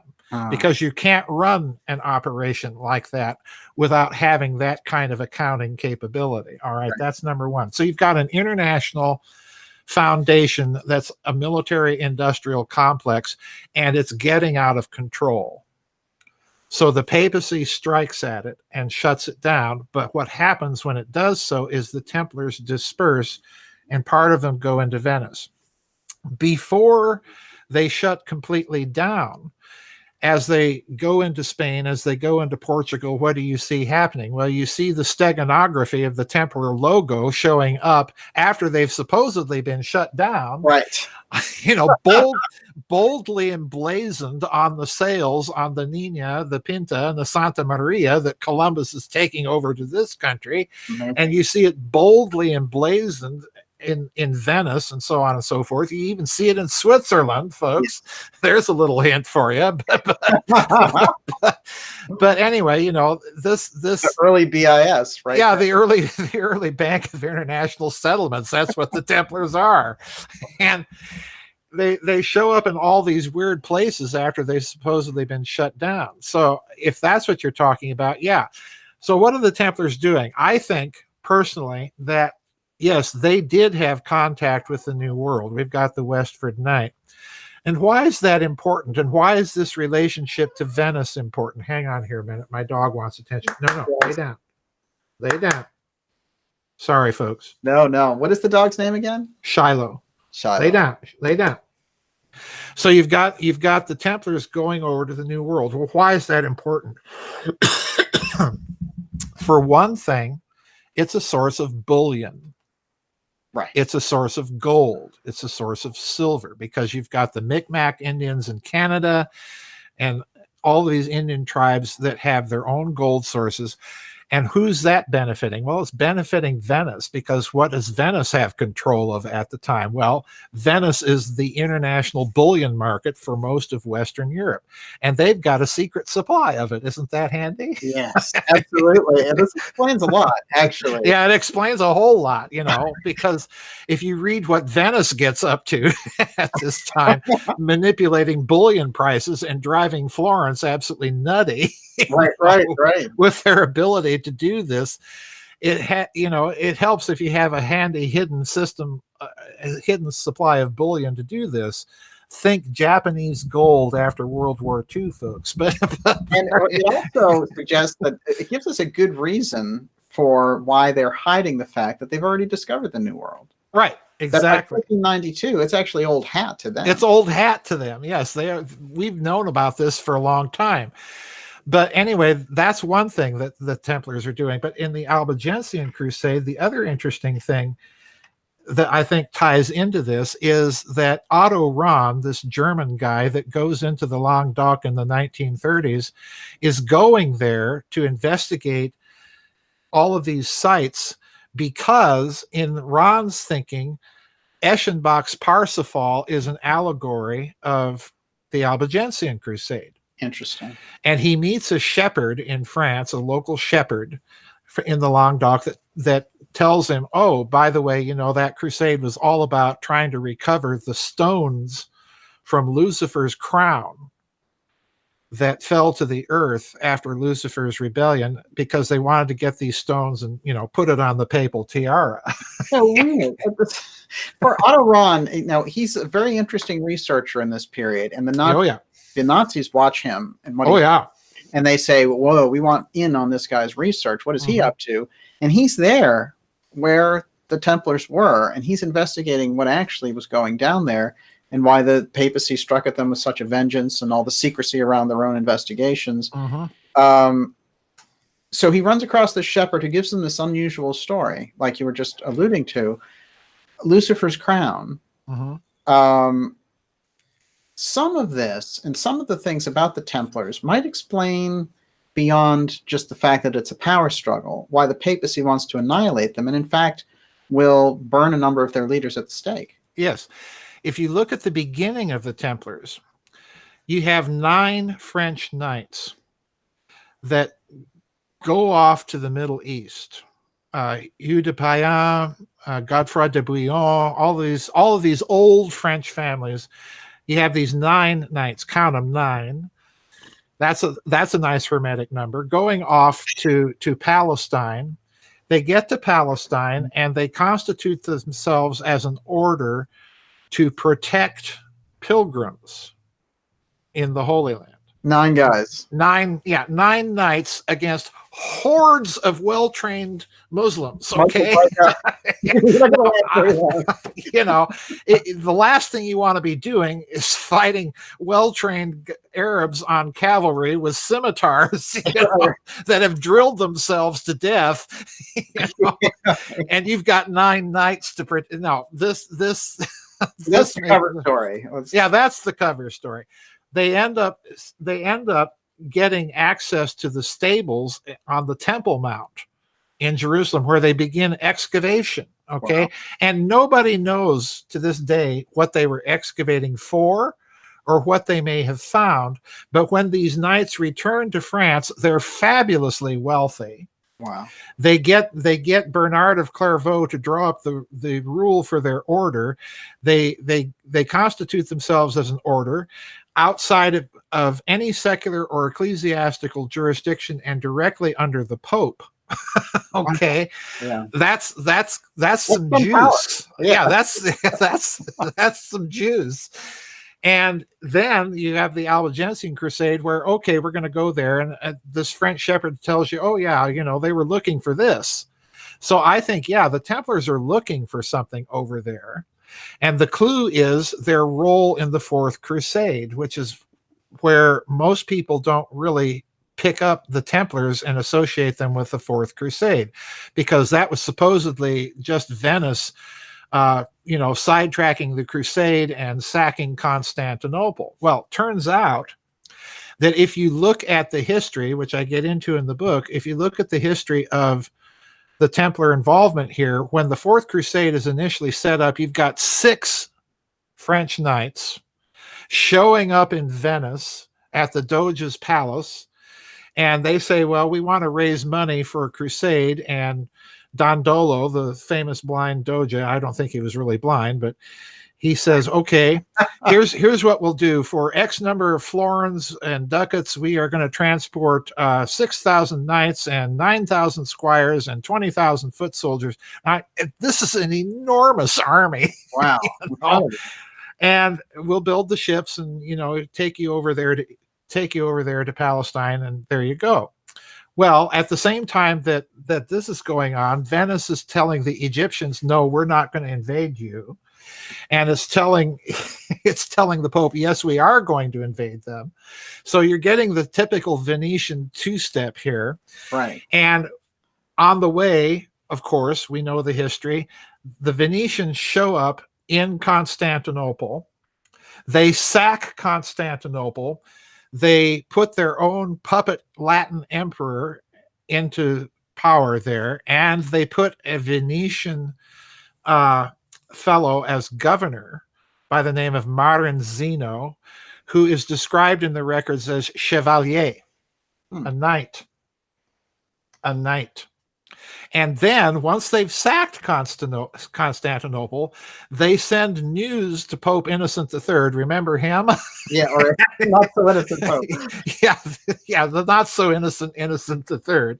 They send notice to Innocent III that, hey, yeah, we've just conquered Constantinople. And the guy that's carrying the notice to the Pope is, guess what? He's a Templar knight. Wow. Yeah. So the Templars are involved. So now we have to ask the question, well, then, what was all of this about? I think it was about not just sacking Constantinople. I think it was about getting a hold of the imperial archives in Constantinople, which, of course, date all the way back to who? Constantine. All right. So they're centuries old. And it's there, I think, you get that cartographic tradition of the New World, because Piri-Reis map, the famous map with Antarctica, that's coming from where? It's coming from the imperial archives in Constantinople. All of this stuff is coming from Constantinople, and it makes its way through Venice into the hands of the Templars, who've got the juice and the finances to pull off having expeditions to the New World. So yeah, that's what I think is going on. That is fascinating. They have access to the maps. Yep. You're saying they got them through Constantinople. It's interesting because everyone knows the Piri-Reis map, and he's a Turkish admiral who had this map that shows Antarctica before there was ice on it. Right. And it also shows the entire globe, by the way. Right. How he did that? That's kind of remarkable. That's kind of neat. Well, he even says on the map in the marginal notes, he even says that I constructed this map from sources available to me. Well, what sources are available to a Turkish admiral, Right. Yeah, right. So these are based on ancient maps. Right. And it's fascinating. And here's where I can bring the X in temporarily, because it really sets off here. Here's 2 things. One, the Templars have this whole tradition around the hooked X. Yep. We even see the hooked X at Oak Island. Yep. You pointed this out to me, and I went and found it, which is when Columbus signs during the funeral of the Pope, when he signs the Pope's tomb. Yes. He used this very unusual. Yes. And there it is. He leads off with the hooked X. Yep. Yep. So it's the X Steganography here with Columbus is going to sail to the New World, and the Knights Templar have already been there. And now you're going into it and saying, well, they had access to the maps. And then you mentioned that Piri-Reis himself had some interesting things to say about Columbus. Yeah. Piri-Reis says that Columbus had access to a map when he first sailed in 1483. That's about 9 years earlier. Yeah, 9 years earlier. Which, okay, Piri-Reis says that, big deal. But when you look at what Queen Isabella says to Columbus when he first presents his scheme to them. She says, "Sir, it sounds almost as if you had been there before." Right. Some of the great moments there. Yeah. And, Thank you, Isabella, she for noticing the obvious. She favored him. There's no question about it. Yeah. In Spain. And he obviously signing this with the X and then going over with the Templar sales, Right. He's indicating that lineage there to the Templar. Yeah, exactly. Plus, we've got to remember something else that's playing in the background here. This is 1492, and like it or not, the New World is going to go public. Okay, so what do we do about it if we're big, powerful, rich Italian city-states like Genoa and Venice? Okay, Genoa is the classical rival of Venice at this time. Where's Columbus from? Well, he's from Genoa. All right. Who are the major financial backers besides the Medicis to Ferdinand and Isabella? Well, it's the Genoese bankers. Venice, in the meantime, is looking at all of this development and say, hey, wait a minute here. We've got to get in on the action. So what is Venice doing at the same time? Venice is liquidating, absolutely liquidating all of its state debt. So it's coming up with all of this liquidity, and then it starts to move it north through the Fuggers banking family in Germany to guess where? Amsterdam. Unbelievable. Another swamp on a lagoon. And I've demonstrated many times that Amsterdam has, right in their royal seal, yes, Texas. This yes. Seal. And even when they come over here and it's New Amsterdam, you know, you have the same thing. So yeah, it's there. It's quite fascinating. It really is. The threads of this, I think, are very compelling. And that's, you know, we talk so much about the banking system now. These are the foundations if we're going to understand how that power center, you know, because they're passing down the powers. And here's where it all happened. One thing I want to point out, and it's great research on this, I still want to say, though, in relation to the Templars, and like you said, 9 of the Templars went to the Holy Land under this guise of providing protection for pilgrims going there. But really, they were looking for blank. The idea that they were looking for Solomon's treasure. And then strange research of somebody who was researching this and going over the numbers and said there's something wrong with the way that we're looking at this. It's not Solomon's, it's Akhenaten's. Yes, right. That, I think, deserves a mention. Well, okay. There is a scroll in the Dead Sea Scrolls called the Treasure Scroll. Right. And this was first decoded and written about by the famous Dead Sea Scrolls scholar John Allegro, he of the magic mushroom fame.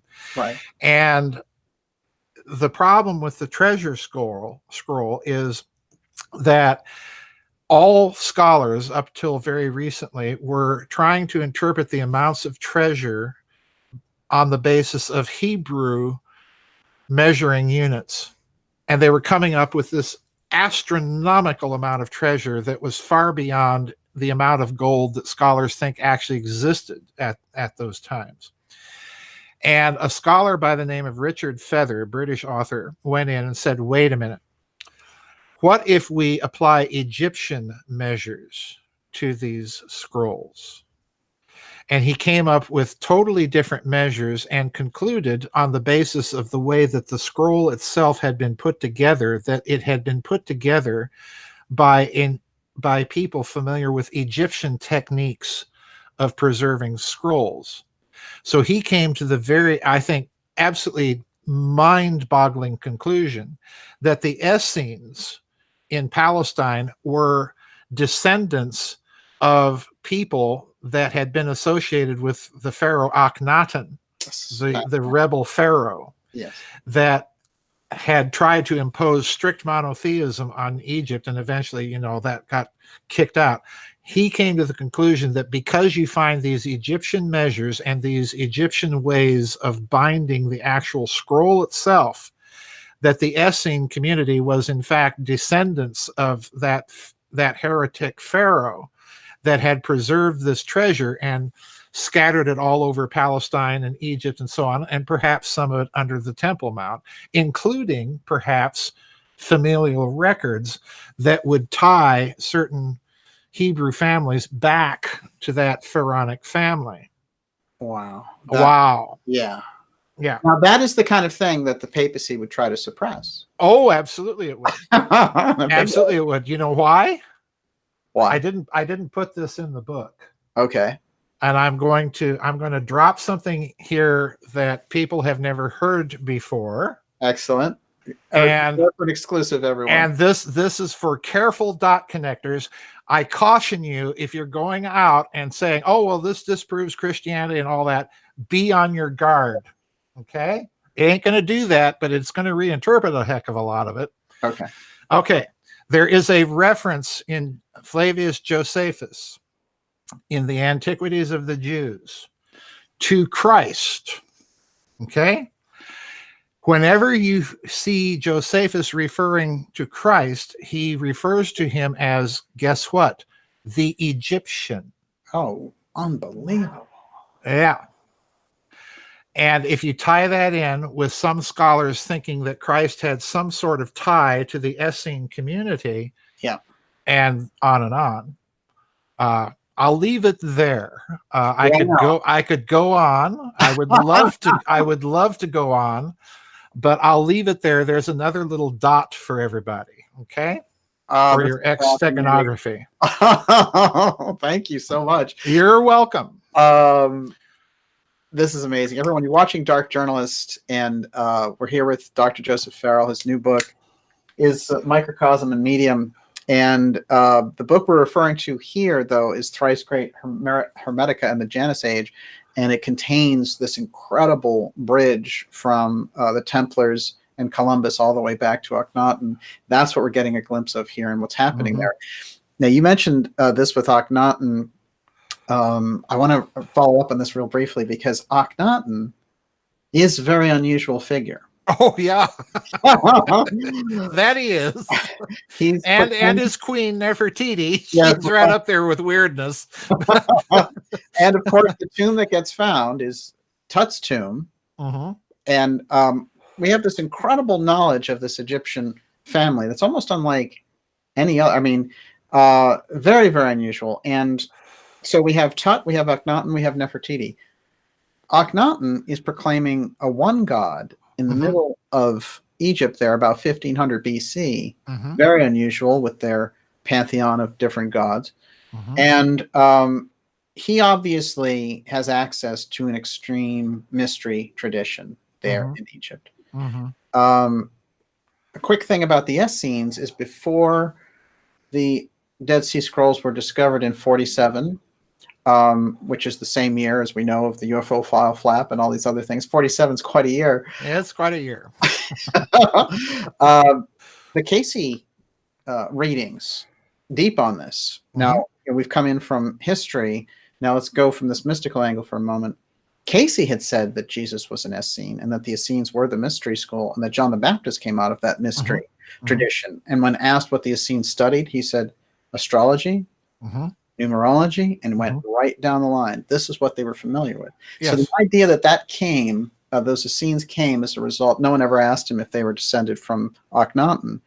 But this is very interesting to me because Akhenaten being this mystical figure and, being so put out and his name actually eliminated from Egyptian monuments and stamped out and he moved the capital. I mean, it's it's an incredible rip-up of a situation. What was it about Akhenaten that they needed to literally purge him from Egyptian history? I think it's very simple. Akhenaten, from what I gather, was attempting to stamp out the polytheism as we would tend to think of polytheism. But if you look at Egyptian religion prior to Akhenaten, it's not really polytheistic. It's still very monotheistic, but it's not a monotheism that excludes descendants of the gods. So you can have demigods and so on and so forth. By the time Akhenaten takes the reins of power, the emphasis within Egyptian religion had become almost entirely on all of these different gods rather than what underlay them, what was unifying them. So I think what Akhenaten was attempting to do was simply swing the pendulum back. But like all reformers, he cuts too far and he cuts too deeply. Mm-hmm. And so you have the backlash in Egypt happening because of that. And of course, he and his followers eventually end up in Palestine. And I do think that there is a connection even to the Exodus, because again, you look at Moses. Moses is not a Hebrew name; it's an Egyptian name. Tutmosa, is Egyptian, a pharaoh's name. Okay, so you've got Moses right there in the name. So I think what you had here is something that's not very well understood, but I do think there's a connection between the Exodus itself and Akhenaten, getting rid of these people that have corrupted Egypt and so on and so forth. I think that the two stories are intertwined, and we've become accustomed to looking at the biblical story as unconnected to the Egyptian part of the story, and I think they're intertwined. Fascinating, and it's incredible. When you get around Akhenaten, everything is so unusual, even now, because they try to just eliminate him from history, so it's so hard to get what those footprints are of what he's doing. But obviously the Aten religion involves the sun, and it is certainly monotheistic in nature, for sure. Right. And people tend to think that Akhenaten is trying to restore sun worship. No, if you read Akhenaten carefully, the sun is a figure for him of this monotheism that he's trying to promote. Okay. But what's also interesting there, since we're talking about mystery schools in Egypt and the Hebrews and the Essenes and so on, there's an interesting observation that Paracelsus made. And I talk about this in one of my books, I forget which one. Paracelsus made the observation that esoteric science had been at one point in the mists of antiquity a unified body of science that became fractured, so that the Egyptians ended up with alchemy, the Chaldeans, the Mesopotamians, ended up with astrology, and the Hebrews ended up with gematria and Kabbalah. Wow. Okay. And if you look at what he's implying in the context, what he's trying to get you to notice is that if you look at the wanderings of the Hebrew people, what do you see them doing? Well, you see them moving back and forth between Egypt and Mesopotamia. This begins with the story of Abraham coming out of Ur into Palestine. Joseph goes into Egypt, and then the Hebrews come out of Egypt. They go back to Palestine. They're exiled again to Babylonia. Right. So in other words, the way he's suggesting is somebody is trying to recollect that body of information and put it all back together. And now let's go back to the Templars. I think the Templars are instrumental in part of the transmission of this stream into Europe, because what do you have in Moorish Spain that the Templars are trying to reconquer for the church? In Moorish Spain, you have Muslim scholars, you have Jewish scholars, you have Christian scholars, and they're all talking about things like gematria, Kabbalah, alchemy, memory palaces. Think of Raymond Lull, down there in Spain writing all of his stuff. I think the Templars are intimately involved in this because that effort to put all of this back together is continuing in Moorish Spain, and they recognize this fact. After the Templars are suppressed, what do you see happening in the Renaissance, the early Renaissance? Well, you've got Cosimo de' Medici, and what is he doing? Well, he's buying all these manuscripts on the QT. Right. He's like, I'm going to be the one to put it back. I'm going to be the one to put all of this stuff back together. And he even tells Ficino, quit translating Plato. I've got the text of the Hermetica now. Translate that. And bang, all of a sudden we get the earliest tempered music and the Renaissance coming out, and so on and so forth. So yeah, this is a huge cultural movement that you're seeing of people trying to stick all this stuff back together. I think that's exactly what's going on. And by the time we get to Francis Bacon and the Rosicrucian reemergence and the Shakespeare, Right, and this idea of New Atlantis being America, this is what they were working for. Yeah. Yeah. Now, here's a question. Why would you want to recreate Atlantis?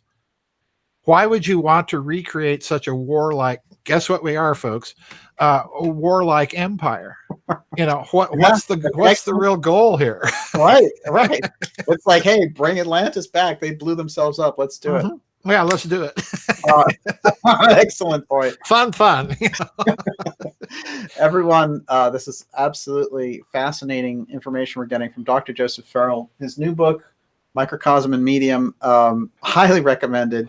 The book we're talking about, Thrice-Great Hermetica, the deep information that I've been able to parallel a lot of the mystery school traditions through the work that he's doing on the Templars and Columbus and so many different fascinating figures in that book. It's a real gem.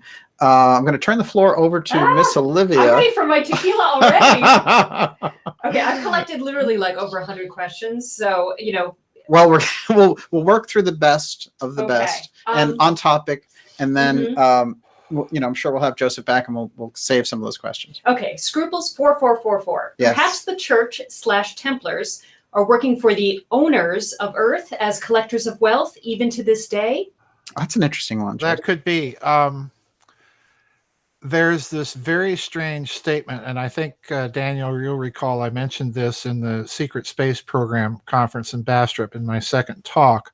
Yeah. There's a very curious statement from Charles Fort, and I think it's from the book The Damned, where he says something to the effect, I think we are property. And all of this is about who holds ownership of the earth. And I strongly suspect that if you look at what's going on now, Scruples, with all of this stuff about asteroid mining, we're going to go out and mine the moon, we're going to go out and mine the asteroid, and so on and so forth, and the tremendous collateralization that I think that took place of space assets. When you look at this end of the story and then go all the way back to Mesopotamia and to the Sumerian kings list, or Manetho and the Egyptian kings list, what do they tell you? Well, they tell you at a certain point, and this myth is everywhere, you know, it's in the Vedas, it's in South America, it's in Japan. At a certain point, the gods came down, they mingled with men, and then all of a sudden they left for whatever reason. I think that this is part of this big, long story, and that we could be looking at an attempt to either recover knowledge for the original owners or recover it before they show back up. That's a good way to put it. Absolutely. I think what's interesting there, and you were talking about the biblical stories earlier and how they were going back and forth, and we know that the Genesis story is a Sumerian story. It's essentially, it's a story that's repeated in many different ways and contexts. The Egyptians have their own version of it. The Bible has its own version of it. The Sumerians have their own version of it. And again, it only begins to make sense when you try and look at it whole. And that's the problem. Looking at it whole requires a tremendous amount of scholarship that's really beyond the ability of any one individual to do. That's the other part of the problem. Absolutely. One thing, I'm going to jump in with my own question. The Rosicrucians. You've done a lot of deep study on a number of groups, and these guys come up over and over again. They play such a major role in the relaunch of the mystery school idea with anthroposophy. We see them showing up around the Georgia Guidestones. There's a number of things that they are active in. Your impression of the Rosicrucians and what their role is, and what, as a mystery school, what tradition are they coming out of, and what's their role? This may surprise you. I think that the initial Rosicrucian manifestos, the original documents that begin to be talked about and then finally to be published and read, in the 17th century are the deliberate, it's a psyop. It's a social engineering scheme to get people thinking about these things until finally somebody decides, well, let's just create a Rosicrucian, thing. Because at a certain point in history, you have people like Flood, Isaac Newton, Leibniz, Yeah. You have all of these famous individuals looking for it. But then they catch on to the idea that, well, the Rosicrucians are talking about these texts are talking about a group of scientific elite that constitute a college, and they're kind of quietly guiding things behind the scenes. And let's just go ahead and do that. Right. So what do you have? You have Leibniz creating all of these scientific societies in Vienna. He tries to get one started in Prussia without much success. And you see the Royal Society emerging in Great Britain and so on. So in other words, they took those manifestos and used them as a template for what they actually did. So somebody's actually planting seeds out there, or go do this. Who that may have initially been, I don't know. But given the fact that this is coming out of the Rhineland-Palatinate in Germany, which has its own unusual little part to play in this story, given the fact that it's coming out of that part of Germany at that time, I strongly suspect that behind whoever's putting this thing out, you may have some leftover Templars, you may have some connection to the Teutonic Knights, you may have some connection to the Hospitallers. Somebody's behind this thing. And it's a very carefully engineered thing. And what happens? Bang. Well, if we can't find them, let's just go ahead and do it ourselves. Right. And it's so interesting. One thing that I found in your work, actually, that connects the Templars with the Rosicrucians is that there is this cross with the flower. Yes. That's part of their original. That's part of it. Yeah.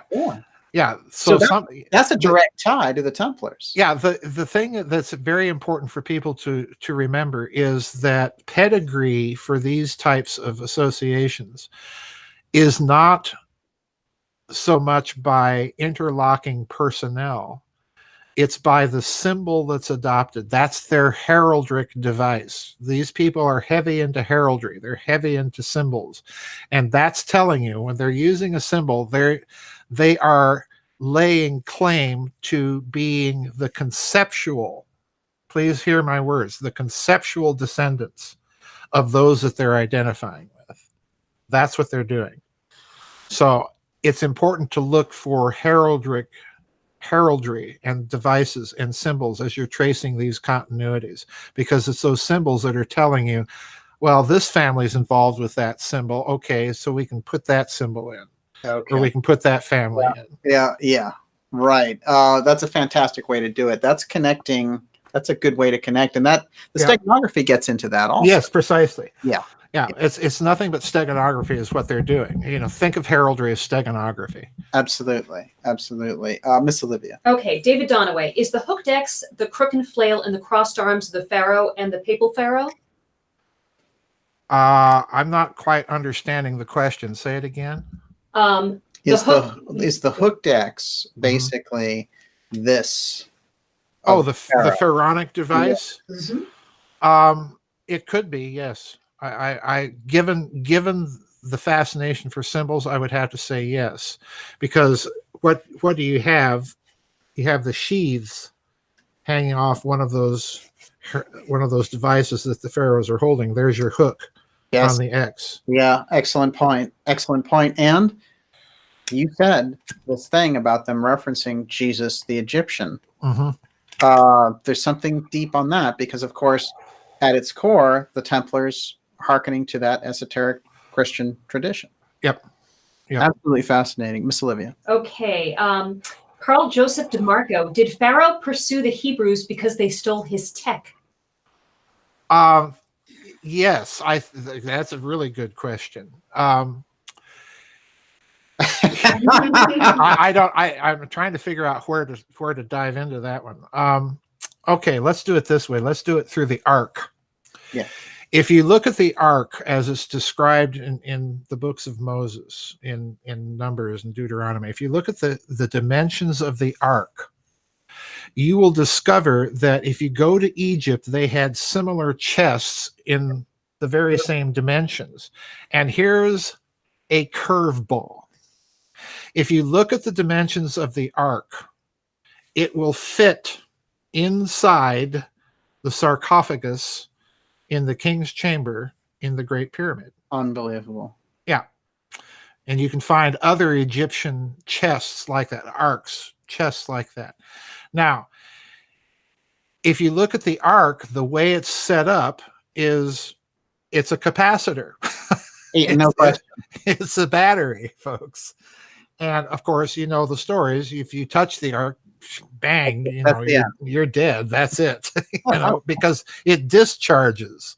Yes. If you touch it and you're grounded. All right. So that's why they carry it on poles. But do they steal the tech? Yeah, I think so. Because look what else happens. Moses goes off with the Hebrews in the 40 years wandering in the wilderness.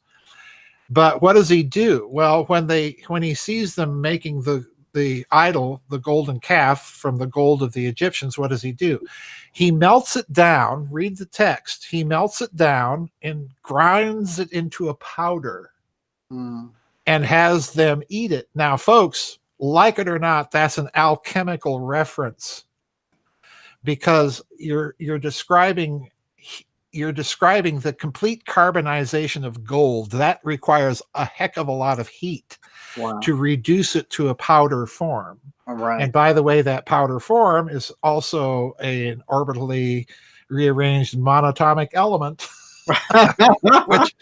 which is alchemy, folks, and that's Egyptian. So did they steal the tech? Yeah, you betcha. There's no question about it. There's something very unusual about the entire Exodus story and the story of the Ark of the Covenant. And of course, when other groups get their hands on the Ark of the Covenant and think they're going to use it, guys are dying left and right. So I think that to understand the Ark of the Covenant, we might have to go. I'm going to go to a Casey reading again. This is unusual, but he's talking about the story of Ezekiel, and they ask him questions about Atlantis and ancient Atlantis and the tech that they had available to them, which I think is important here. We're talking about Egyptian technology. And they said, can you describe it? And he said, well, it was very much like Ezekiel described at a much later date. Mm-hmm. And we know that when Ezekiel describes this wheel within a wheel and this great machine that approaches him, and it had the likeness of a man and an eagle and a lion and all this, on a face within a face. Casey's saying that's the Atlantean technology. So if you want a snapshot of it, go to that description. It's a very odd and unusual thing to say, because of Ezekiel's far after the Atlanteans. So who is it who has the Atlantean technology that is doing this and showing up before Ezekiel, who's a very unusual character himself? Well, let's have another curveball. Please do. Dig long and hard enough, and you will find Atlantean connections to Egypt. And, you need think no farther than Plato, who says in the Critias and the Timaeus that he learns this from his uncle, who was an initiate and learned it from Egyptians.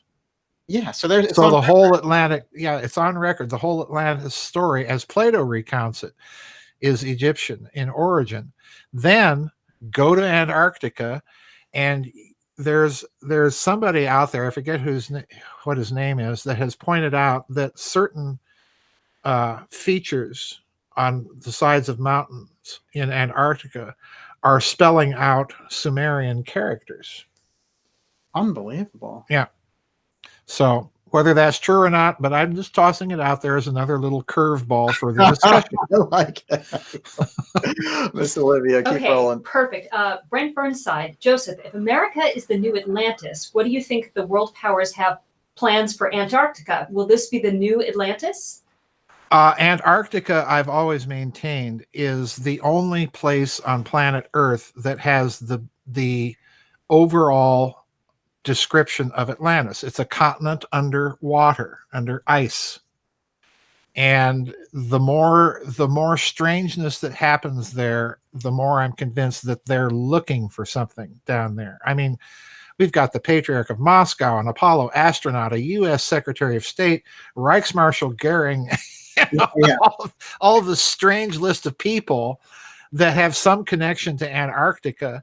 So there's no doubt in my mind that behind all the public stories that we've been given, they're looking for something down there, because they have concluded that, yeah, that's the continent of Atlantis. Now, having said that, please don't forget what I've said in my books. These mythologies are deliberately designed to operate at a multitude of levels simultaneously. It's like counterpoint. That's why music is so important here. It's like counterpoint. Atlantis can be literally true on Earth, but it can also be a metaphor, if you think of a continent now as a planet, and of the oceans as space itself, which is how the ancients would describe outer space, as a vast abyss, an ocean. All right. You can also think of this as a metaphor for a planet that got submerged under the abyss in space. So in other words, it's operating on a multitude of levels, and they're all true simultaneously. That's the catch. That's the catch. So in their thinking, what I'm suggesting is they have learned to read texts that way. And by going down there to Antarctica and digging it up and looking for this stuff, they're also trying to find out what's going on out in space, because they think that there's a connection. Because I think that there is a connection. Oh, this makes a lot of sense. I think about the work of Bivall and Graham Hancock and Robert Bivall, John Anthony West, and so much that they discovered on the ground at Giza was reflected in the heavens with Orion's belt, and with the Milky Way being the Nile and all the rest of it. So they understood that mirroring concept that you're talking about here. I think it's interesting to think about the myths operating, especially if they're factual history, on a multitude of levels, so that when you read it, you're getting intellectually a history, but simultaneously it's actually impacting your being. It's impacting you directly with whatever they had put and placed and vouchsafed into the story. It's that effect and ladder cosmology all over again, as above, so below.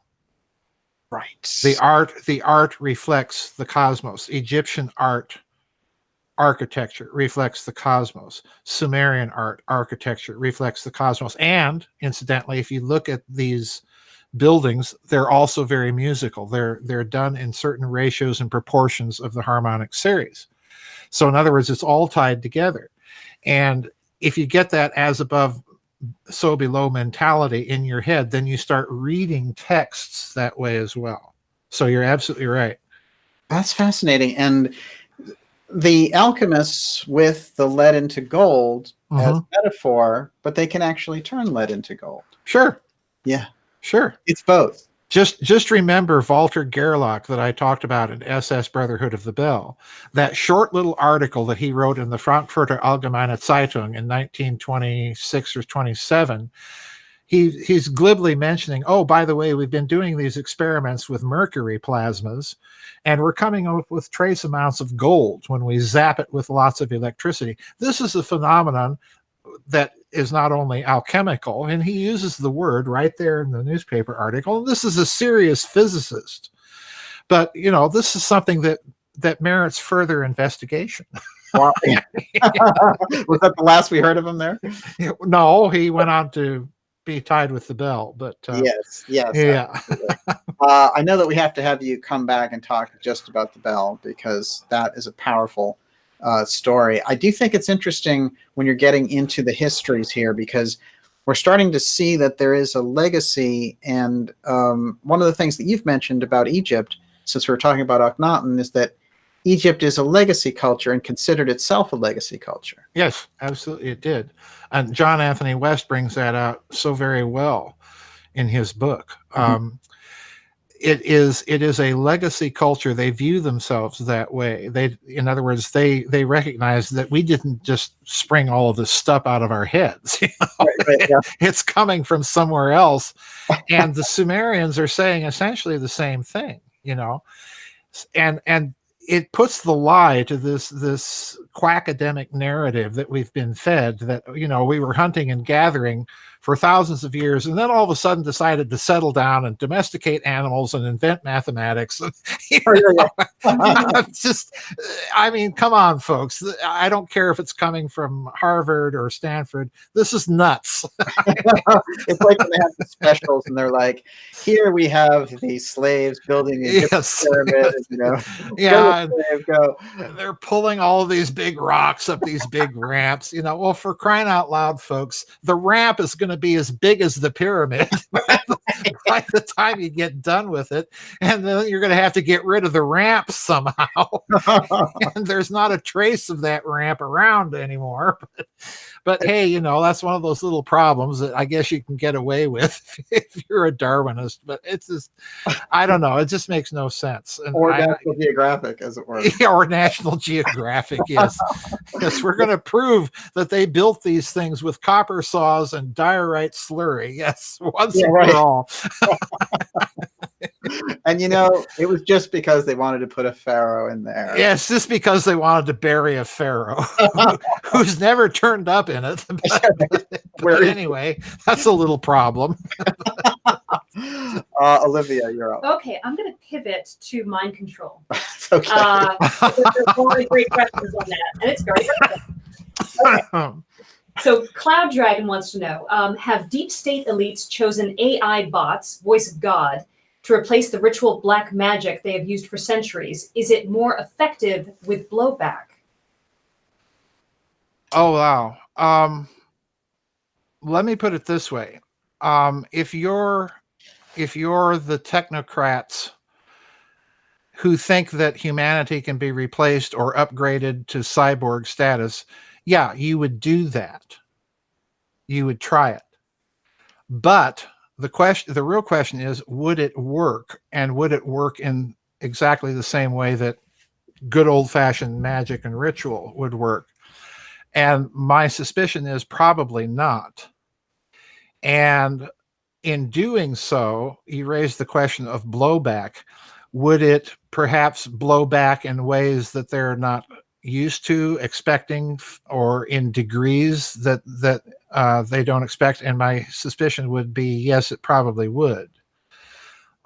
Whenever you take the human component out of it, you're violating the fundamental central principle of all of this ancient cosmology, and that is that mankind is a microcosm. In other words, the human being by nature straddles two worlds and is the connecting surface between those two worlds. We're back to my topological metaphor of the medium here, folks. Right. And you're trying to get rid of the connecting thing and connect it by other means, and that ain't going to work.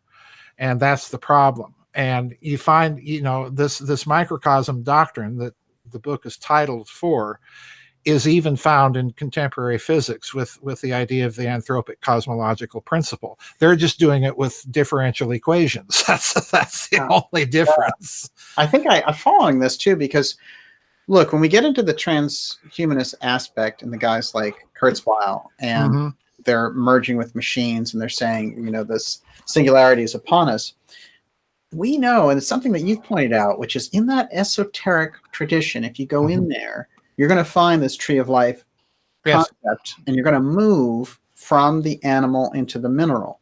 Yes. Which is the jump that they're trying to make. Yes. Taking a human being and moving their consciousness into a cyborg. Right. Right. And this is avoiding the necessity of climbing up the tree of life through spiritual evolution. Bingo. This is climbing up some other way. Yes, bingo. Because in esoteric alchemy, the transmutation of lead into gold is the transmutation of the soul by practice of virtue from a leaden state into a fully human state of compassion and wisdom and so on and so forth. That's the transmutation. Right. And, you know, they again, what they're doing is they're taking the black magic path that says you don't need that kind of spiritual initiation or illumination. You can circuit it through technology, drug use, you know, what have you. Absolutely. And to that, I give the good old Christian anathema seat. That isn't the way to go, folks. It's interesting to point out your deep history and your deep studies and your Oxford work all around this religious background that you have. You understand that very well. Well, yeah, patristics, you know, traditional Christian theology. I had someone write me recently and tell me that they were reading, and this is someone with a very mathematical physics background, were reading my 4-volume theological tome, the last works of academic theology I did.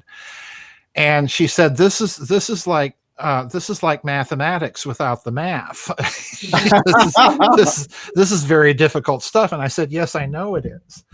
And it trains the mind to look at things, you know, make connections and read text in a certain way, and to understand the importance of accurate language in describing things. And not to use language in a Gnostic way of creating reality through language, but rather tailoring the language to the reality, which is a very different process. That use of precise language, that is very interesting to me, because if you want to talk about alchemy, you're going to need to be incredibly precise. Yes. And that, you know, people complain that alchemical texts are not precise. They're amazingly precise. They're as precise as they can be with the language that they had available to them. So, you know, I like to point out, if the church fathers were alive today and having to formulate the doctrines that they were formulating, would they use that kind of language? Well, probably not. They'd probably use topological mathematics to describe what they were attempting to describe. And I think if you take that approach to all of those ancient texts, Egyptian texts, Sumerian texts, and so on, and read them with modern scientific and mathematical eyes, you can see this very clearly, that this is something that they're getting at. Oh, fascinating. And of course, in the ancient monuments and the standing stones and all the rest of it, it's embedded inside. It's embedded. Yes, absolutely. They embed it in again, as above, so below. They're embedding this cosmology in everything they're attempting to do. And that continues from Pythagoras all the way up to J.S. Bach. It's phenomenal when you really see the detail and the thinking that went into some of this stuff. It's truly astonishing. By the time you get to the 19th century, all of that just gets flung out the window. It's like it's not there anymore. Wow. This is fascinating, because I point out often on this show that Steiner identified that period as the invasion of scientific materialism. Yes. And why some of those deep mystery schools came out with traditions and put forward people like Blavatsky to counteract it, and somehow to counteract it. Yes. And it's very, very true. And you see the reaction against that materialism in the Romantic impulse. Well, we've got all this materialism, so what's left? Well, it's personal expression. Right. It's absolute originality. And the idea that there is a universal called human nature that's not reducible to the material, that went out the window. Wow. Incredible. Miss Olivia. Okay. Fulcanelli F. Could it be possible they were creating the singularity in the Great Pyramid? Interesting name there, Fulcanelli. Fulcanelli. Yeah, well, there's certainly all sorts of Fulcanelli spirals going on at Giza. That's for sure. Creating the singularity. Well, it depends on how you take the term singularity. If you're taking it in terms of Big Bang cosmology, are you taking it in terms of quark gluon plasmas from quantum mechanics? Are you taking it in the sense of the transhumanists, where the singularity is when man and machine are perfectly merged and we get the next stage of human evolution? My guess is that if you're going to use singularity in connection with the Great Pyramid, then what they're trying to do is manipulate the very fabric of space-time for whatever purpose they want to manipulate it for. And that could be considered a kind of a singularity, but not in the technical senses that I've outlined before. So that could be a singularity in the broad sense. Fulcanelli followed up on that, or harnessing it, quote, plasma. A plasma? All right. A plasma, yes. I definitely think that if you look at the work of Chris Dunn in the Giza power plant, he makes it very clear that plasmas are essential to his understanding of the operation of the device, and for that matter, in my thinking too. The difficulty is what kind of plasma are they trying to manipulate? And my guess is that they're not concerned so much with the plasmas inside the pyramid as with the plasma cavity of the ionosphere around the planet, and perhaps even the sun and so on. This is really interesting because, you know, in the Steiner work, they talk about the capstone of the pyramid and how important it was. Mm-hmm. And that's, you know, that brings all that in when you start to talk about that. I think very much about those pyramids being covered in white limestone. Yes. With that capstone. And that's a whole, I mean, that's a protection field around it. Mm-hmm. Absolutely fascinating. And of course, when we were doing the Georgia Guidestones last night, it's all granite. Again, here we go with granite. And you pointed out some very interesting things about granite. Well, granite, like limestone, is a piezoelectric stone. So and also it's a phonon producing thing. Phonons are produced by crystals under stress, little packets of sound. So in addition, you've got both things going on here: a piezoelectric effect and an acoustic electric effect. And it's being combined because what's the pyramid? It's a great big huge crystal. It's a pile of limestone and granite. And that means quadrillions of tiny little quartz crystals are constantly under stress in that building. And in addition to this, it's sitting on sockets. The Great Pyramid is absolutely unique in this respect. It's sitting on sockets that allow the whole building to move. So it's constantly quivering. And it's putting all of that limestone and granite under constant stress. So that in itself tells you, yes, this is a machine. It's deliberately designed this way. And that capstone, you know, if you believe Herodotus, which is always iffy, but you know, that capstone was made out of pure quartz. Wow. Yeah. So again, and how would they get a four-sided quartz? Excellent point. Yeah. The idea that it's moving, I think, very interesting. Oh yeah, constantly moving. Very constantly. Olivia. Haywood Floyd, could the Templar treasure have been a tuning fork for scalar resonance? Templar treasure, what they were looking for.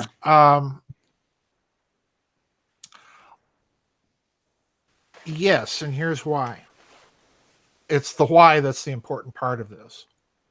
If you look at the cathedrals, the Gothic cathedrals that begin to be built in Europe after the founding of the Templar Order, those cathedrals are, you know, I'm an organist. They're resonating cavities is what they are. They're designed to be resonating cavities.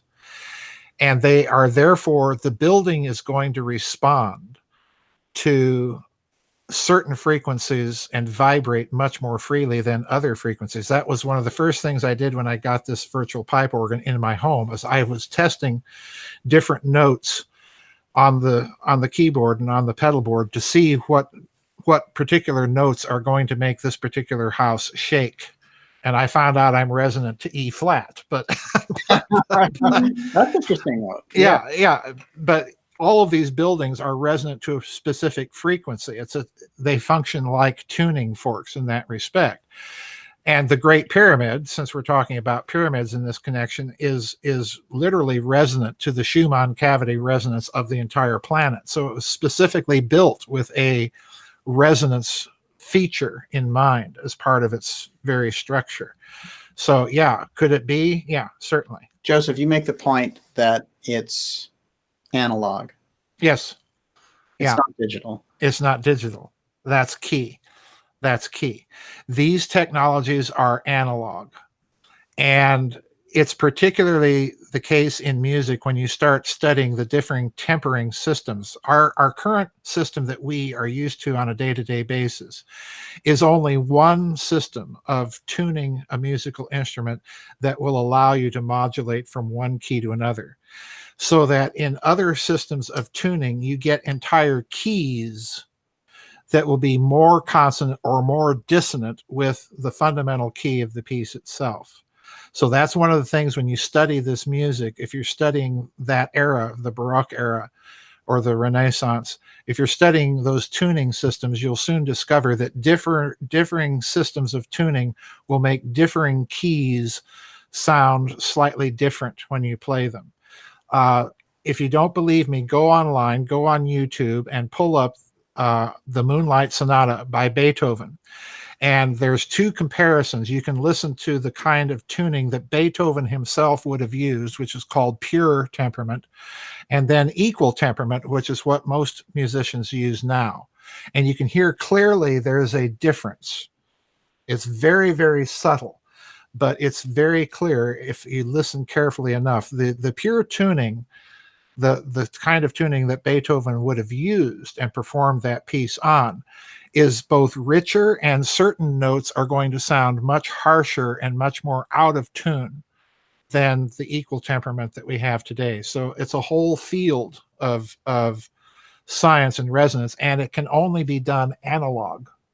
Wow. It can only be done analog. These are analog technologies for a reason. Incredible. This is fascinating. And of course, this gives us that idea again that there's something in the modern technology that is set up, just in the way of the progression, the way that it's developed, that we're missing something major. Yes. Yeah. Yes. There's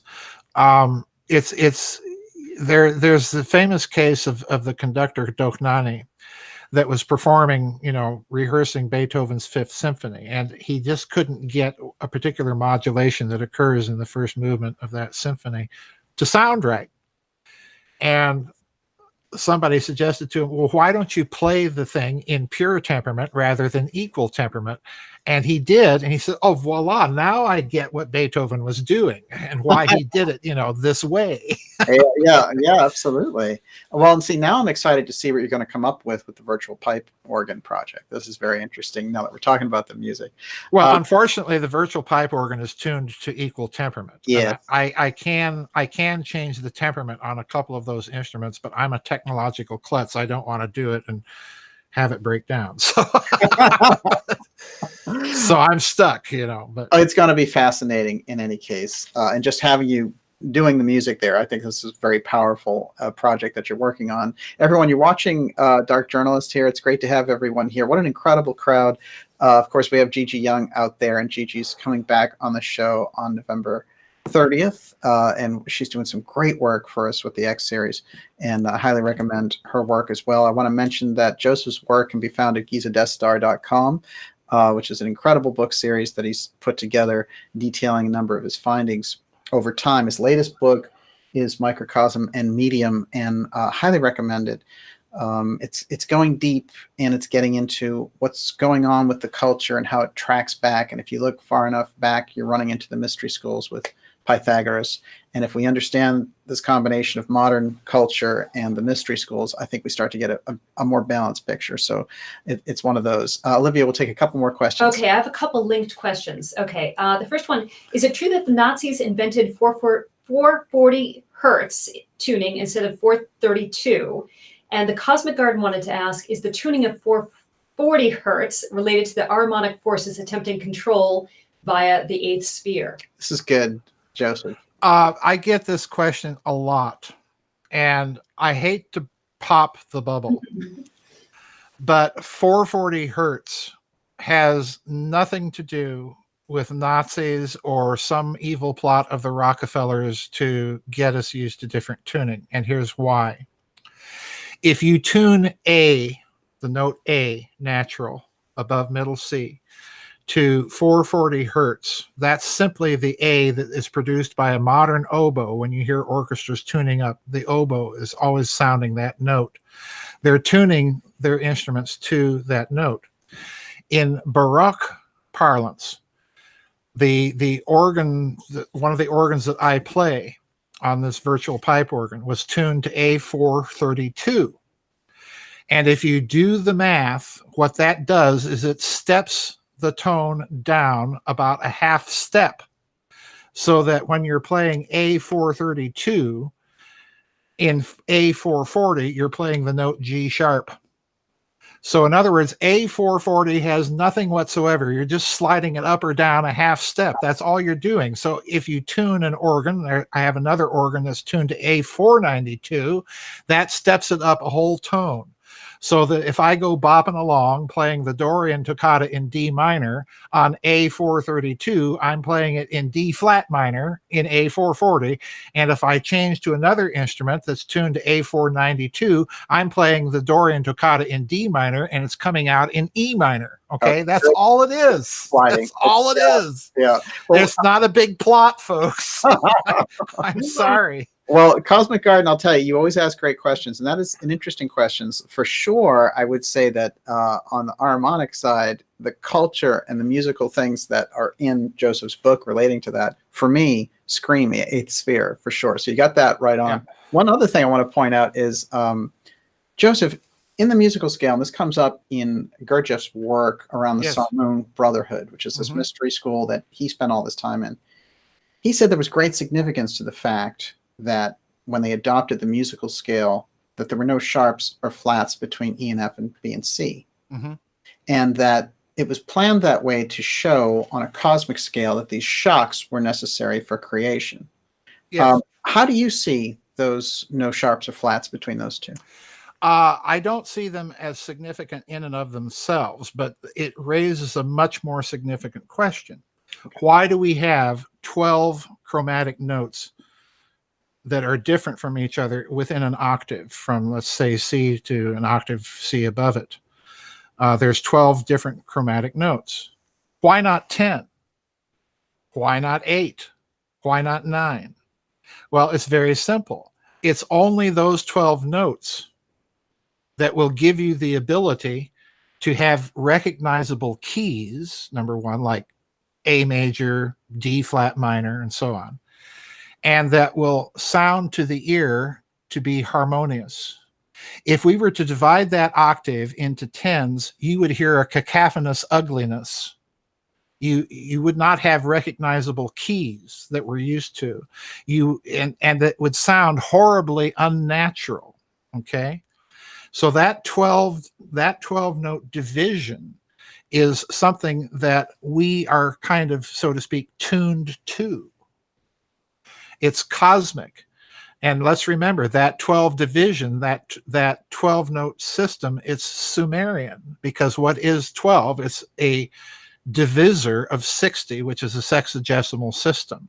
Okay, so this is coming out of Sumeria, folks. And if you study the Pythagoreans carefully enough, look at the works of the American musicologist Ernst McLean, and I reference his books in my own books.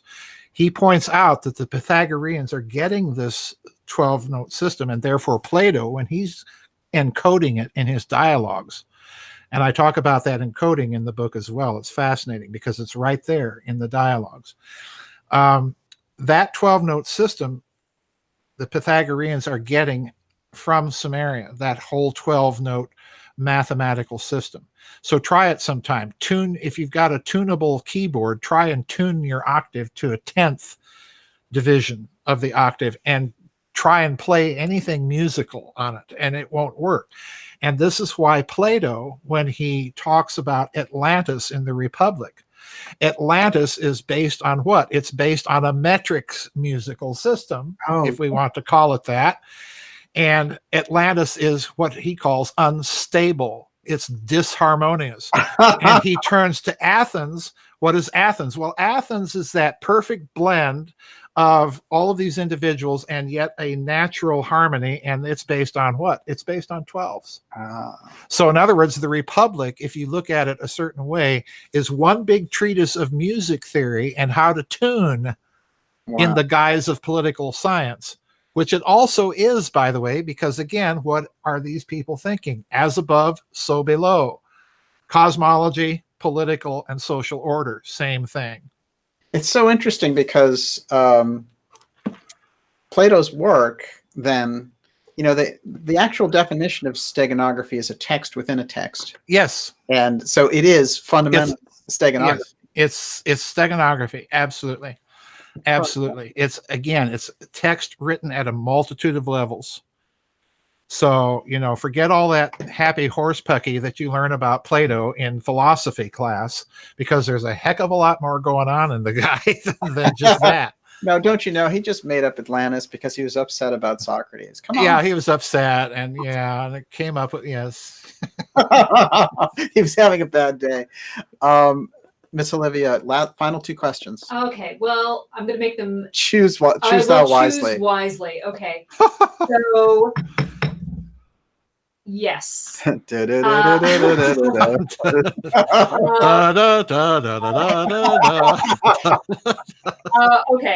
Howerton.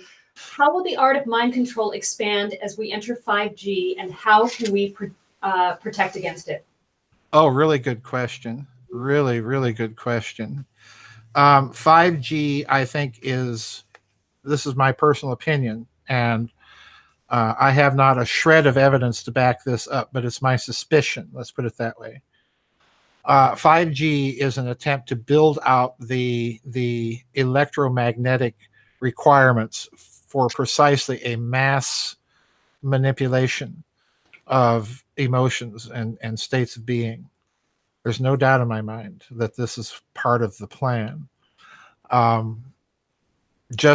Just on the basis of the fact that you have so many towers, and that's going to create an interference pattern. And it's that interference pattern in the mixing of waves that is the carrier wave for modulated information. That's crucial to understand. What can we do to protect against it? Well, interestingly enough, you can actually protect yourself from it. And I mentioned this in the book by simple flea and mosquito netting on windows, because if the netting is correct, it will block out a lot of those microwave frequencies. It's just like the grating on your microwave oven. Interesting. Absolutely. Yeah, it's just like the grating on your microwave oven. It keeps those little holes are resonant to the microwave so that the waves can't get through those little holes, so they stay inside the microwave. And that's what this netting is doing in some cases with these microwaves that we live inside of all the time. So you can protect yourself against it by very simple means. Those 5G towers, I mean, it's like we are the Goon Squad and we're coming to town. I mean, they have communities already protesting against them, and nobody is stopping. Like, they're just like not even paying attention to the public outcry because they have an agenda here. And that's going to be a real interesting thing to watch for sure. Joseph, one thing I want to make sure that I brought up here, because I had a note about it from a conversation we had a while ago, which was that at some point the Vatican was going to release the background conversations of the trials of the Templars. And is that something that's ongoing? Do we have those records yet, or what's happening with it? And I know that you were actually looking at getting them. They are available, but they're extremely expensive. That's naturally. Yeah. We'll make them available, but not really. Pay us through the nose, and we'll make them available. They have released, I think, 4 volumes. The real question I have that I have not seen an answer to is, what are these records of? Are these records of the Roman Inquisition, which is a very different thing than the French Inquisition? Are these records of all the different Inquisitions? We're not told. My guess is that they're probably records of the Roman Inquisition, which turned up results very different from the French Inquisition, because the Roman Inquisition, of course, could not use torture. So you get a very different thing. And the other problem, of course, this is the Vatican, after all that we're dealing with. Are we getting all the records? Or Yeah, right, are we getting the sanitized version of the records? On that. Well, it's interesting because those records, what will be really interesting if somebody gets their hands on them, is part of the idea of when they were making the Templars look terrible and making up these stories about them, is they came up with some very, very unusual things about them, like, you know, having orgies with skeletons and stuff. Mm-hmm. I mean, it really got that bad. And then there's this, you know, proclamation at a certain point that, oh, we didn't have anything against the Templars. Mm-hmm. This is very strange to me. It's like moving this history around in a very unusual fashion, as if they know that when they discover, when people look into it, they're going to see that the Templar prosecution was a farce. Well, I take the opposite view, as you know from the book. I tend to think that the charges against them were so outlandish that there may have been a grain of truth to them somewhere. And here's why I think that. I don't think you could say that the entire Templar order was engaged in this stuff, but I do think it's entirely possible that within the order you had factions that had gone into this very dark esoteric practice. And the reason I think that is quite simply, look what we have going on right now inside of the churches with the clergy scandals, with the allegations of black magic, sex, and sex magic, and all of this stuff that Malachi Martin even brought out, you know, in some of his publications toward the end of his life, that, yeah, this was really going on.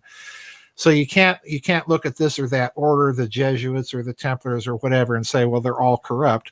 But I do think that there is a network that has hidden itself inside of some of these orders, and it may go back to the Middle Ages. That would be the perfect place for you to do such things, because you've got the church prowling around sniffing out, you know, so hide it in the church. And I have to dismiss a lot of those charges. I think there's something to them, for the simple reason that you find similar charges popping up in England, in the English Inquisition, and they're not coordinating, you know, with Philippe le Bel. These charges come out, and they keep coming out. So I tend to think that probably where there's smoke, there may have been some fire. Fascinating. The order got corrupt on levels. Yeah, absolutely. Okay, last question. Yes. JJK. Okay. Okay. Who do you think owns the Earth, Dr. Farrell? The Earth? Who owns the Earth? Well, God does, but there are several pretend claimants. Yeah, right. We've seen a lot of those lately. Yes. You know, as for who the pretend claimants are, my bottom line guess is it's the genetic cousins. And I think if you're the national security apparatus and you're looking at all these old texts and thinking, oh, we've got a problem here, what if they come back? You know? Right. And for that matter, there's Catherine Austin Fitts' idea that, you know, where's all this money disappearing to? You know? Yeah. Well, it could be tribute. It could be a tithe, you know, that's going off world or something. Well, this is what she does. And she says, is Earth a closed system? It's not a closed system. Not a closed system. No. Wow. No, that's what these texts have been saying all along. It's not a closed system, folks. So, you know, it could be. Wow, absolutely amazing. Joseph, incredible. So great to have you back here. And the new book is off the charts. We're going to hopefully get you back so we can go deep now on a couple of issues that we've been meaning to get you on for. And everyone can find your stuff at GizaDeathStar.com. I highly recommend it. And yes, go ahead. Book at Lulu. No, I did. I just mentioned that. Yeah, but it is actually, it's a good point. It's available at Lulu, Microcosm, and Medium. And this is really the new thing that you're doing, which is you're publishing the books through Lulu. Right. Yeah. I've had enough of letting my publishers make all the money. I think it's really doing all the work. Yeah. So this is a self-published print-on-demand book at Lulu, and it's on my website, the homepage, right at the top on the right side. You can click on the link, and it'll take you to Lulu for it. Incredible work, and we're looking forward. I know that you're already on the heels of a new book. Yeah. We're already trying to figure out what that is. Cross your fingers, if I can pull in the research. Yeah, I know that you keep these things tight as a drum, even I with your do. closest friends. So I do.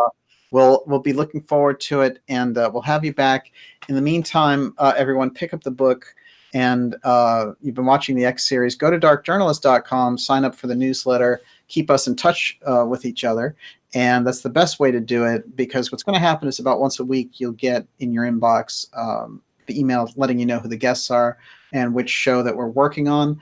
And we'll be coming back. We're going to do a show on the Space Force in relation to the anniversary of the JFK assassination and pulling those both together. And as I mentioned, on November 30th, the X show returns with the show with Gigi Young, which is going to be very exciting. And thank you very much for watching. We did 3 shows in a row here. It was very interesting because we had that scandal around the secret space program we had to digest on Thursday, and we did our time capsule last night. And just as it worked out, we got Dr. Farrell tonight. So we were fortunate. Thanks, everyone, for being here. And Miss Olivia, you get the last words. Well, everyone was just so ravenous. It's been too long since Joseph came, and they had all their little pet questions, and I'm so sorry we couldn't get to more of them. Well, we will. Because for sure we're going to get Dr. Farrell back on. So, Joseph, we got a date. All right. Yep. And I need to talk to you after we sign off. Yes, absolutely. I'm looking forward to it. Thank you, everyone, and we'll see you next week. And have a great rest of the weekend, and we will see you soon. I want to do a couple of shout outs there. I see a cult fan out there always doing a great job. JJK, of course, Christine Taggart, and Gigi Young, of course, a great ally and friend to everything that we do here at Dark Journalist. Carly is rocking it with Dimensions and Beyond. Really helpful tonight. I needed those extra wrenches. Carly, we're looking for a new podcast episode from you. That's what we're looking for. And Groovy Bean, great to see you as well. We will see you next week. And final question, Olivia, is what's for dinner? Oh my God, I don't care. I just need to eat immediately. I don't care. I like that. Okay, everyone, we will see you. Dinner. I definitely think that it could be a pizza kind of an evening. Here. I'll go for that. Joseph, it's great to see you. Thanks for having me back, Daniel. We'll see you, everyone, next week, and have a great Sunday. Take care, everybody. Pizzetta.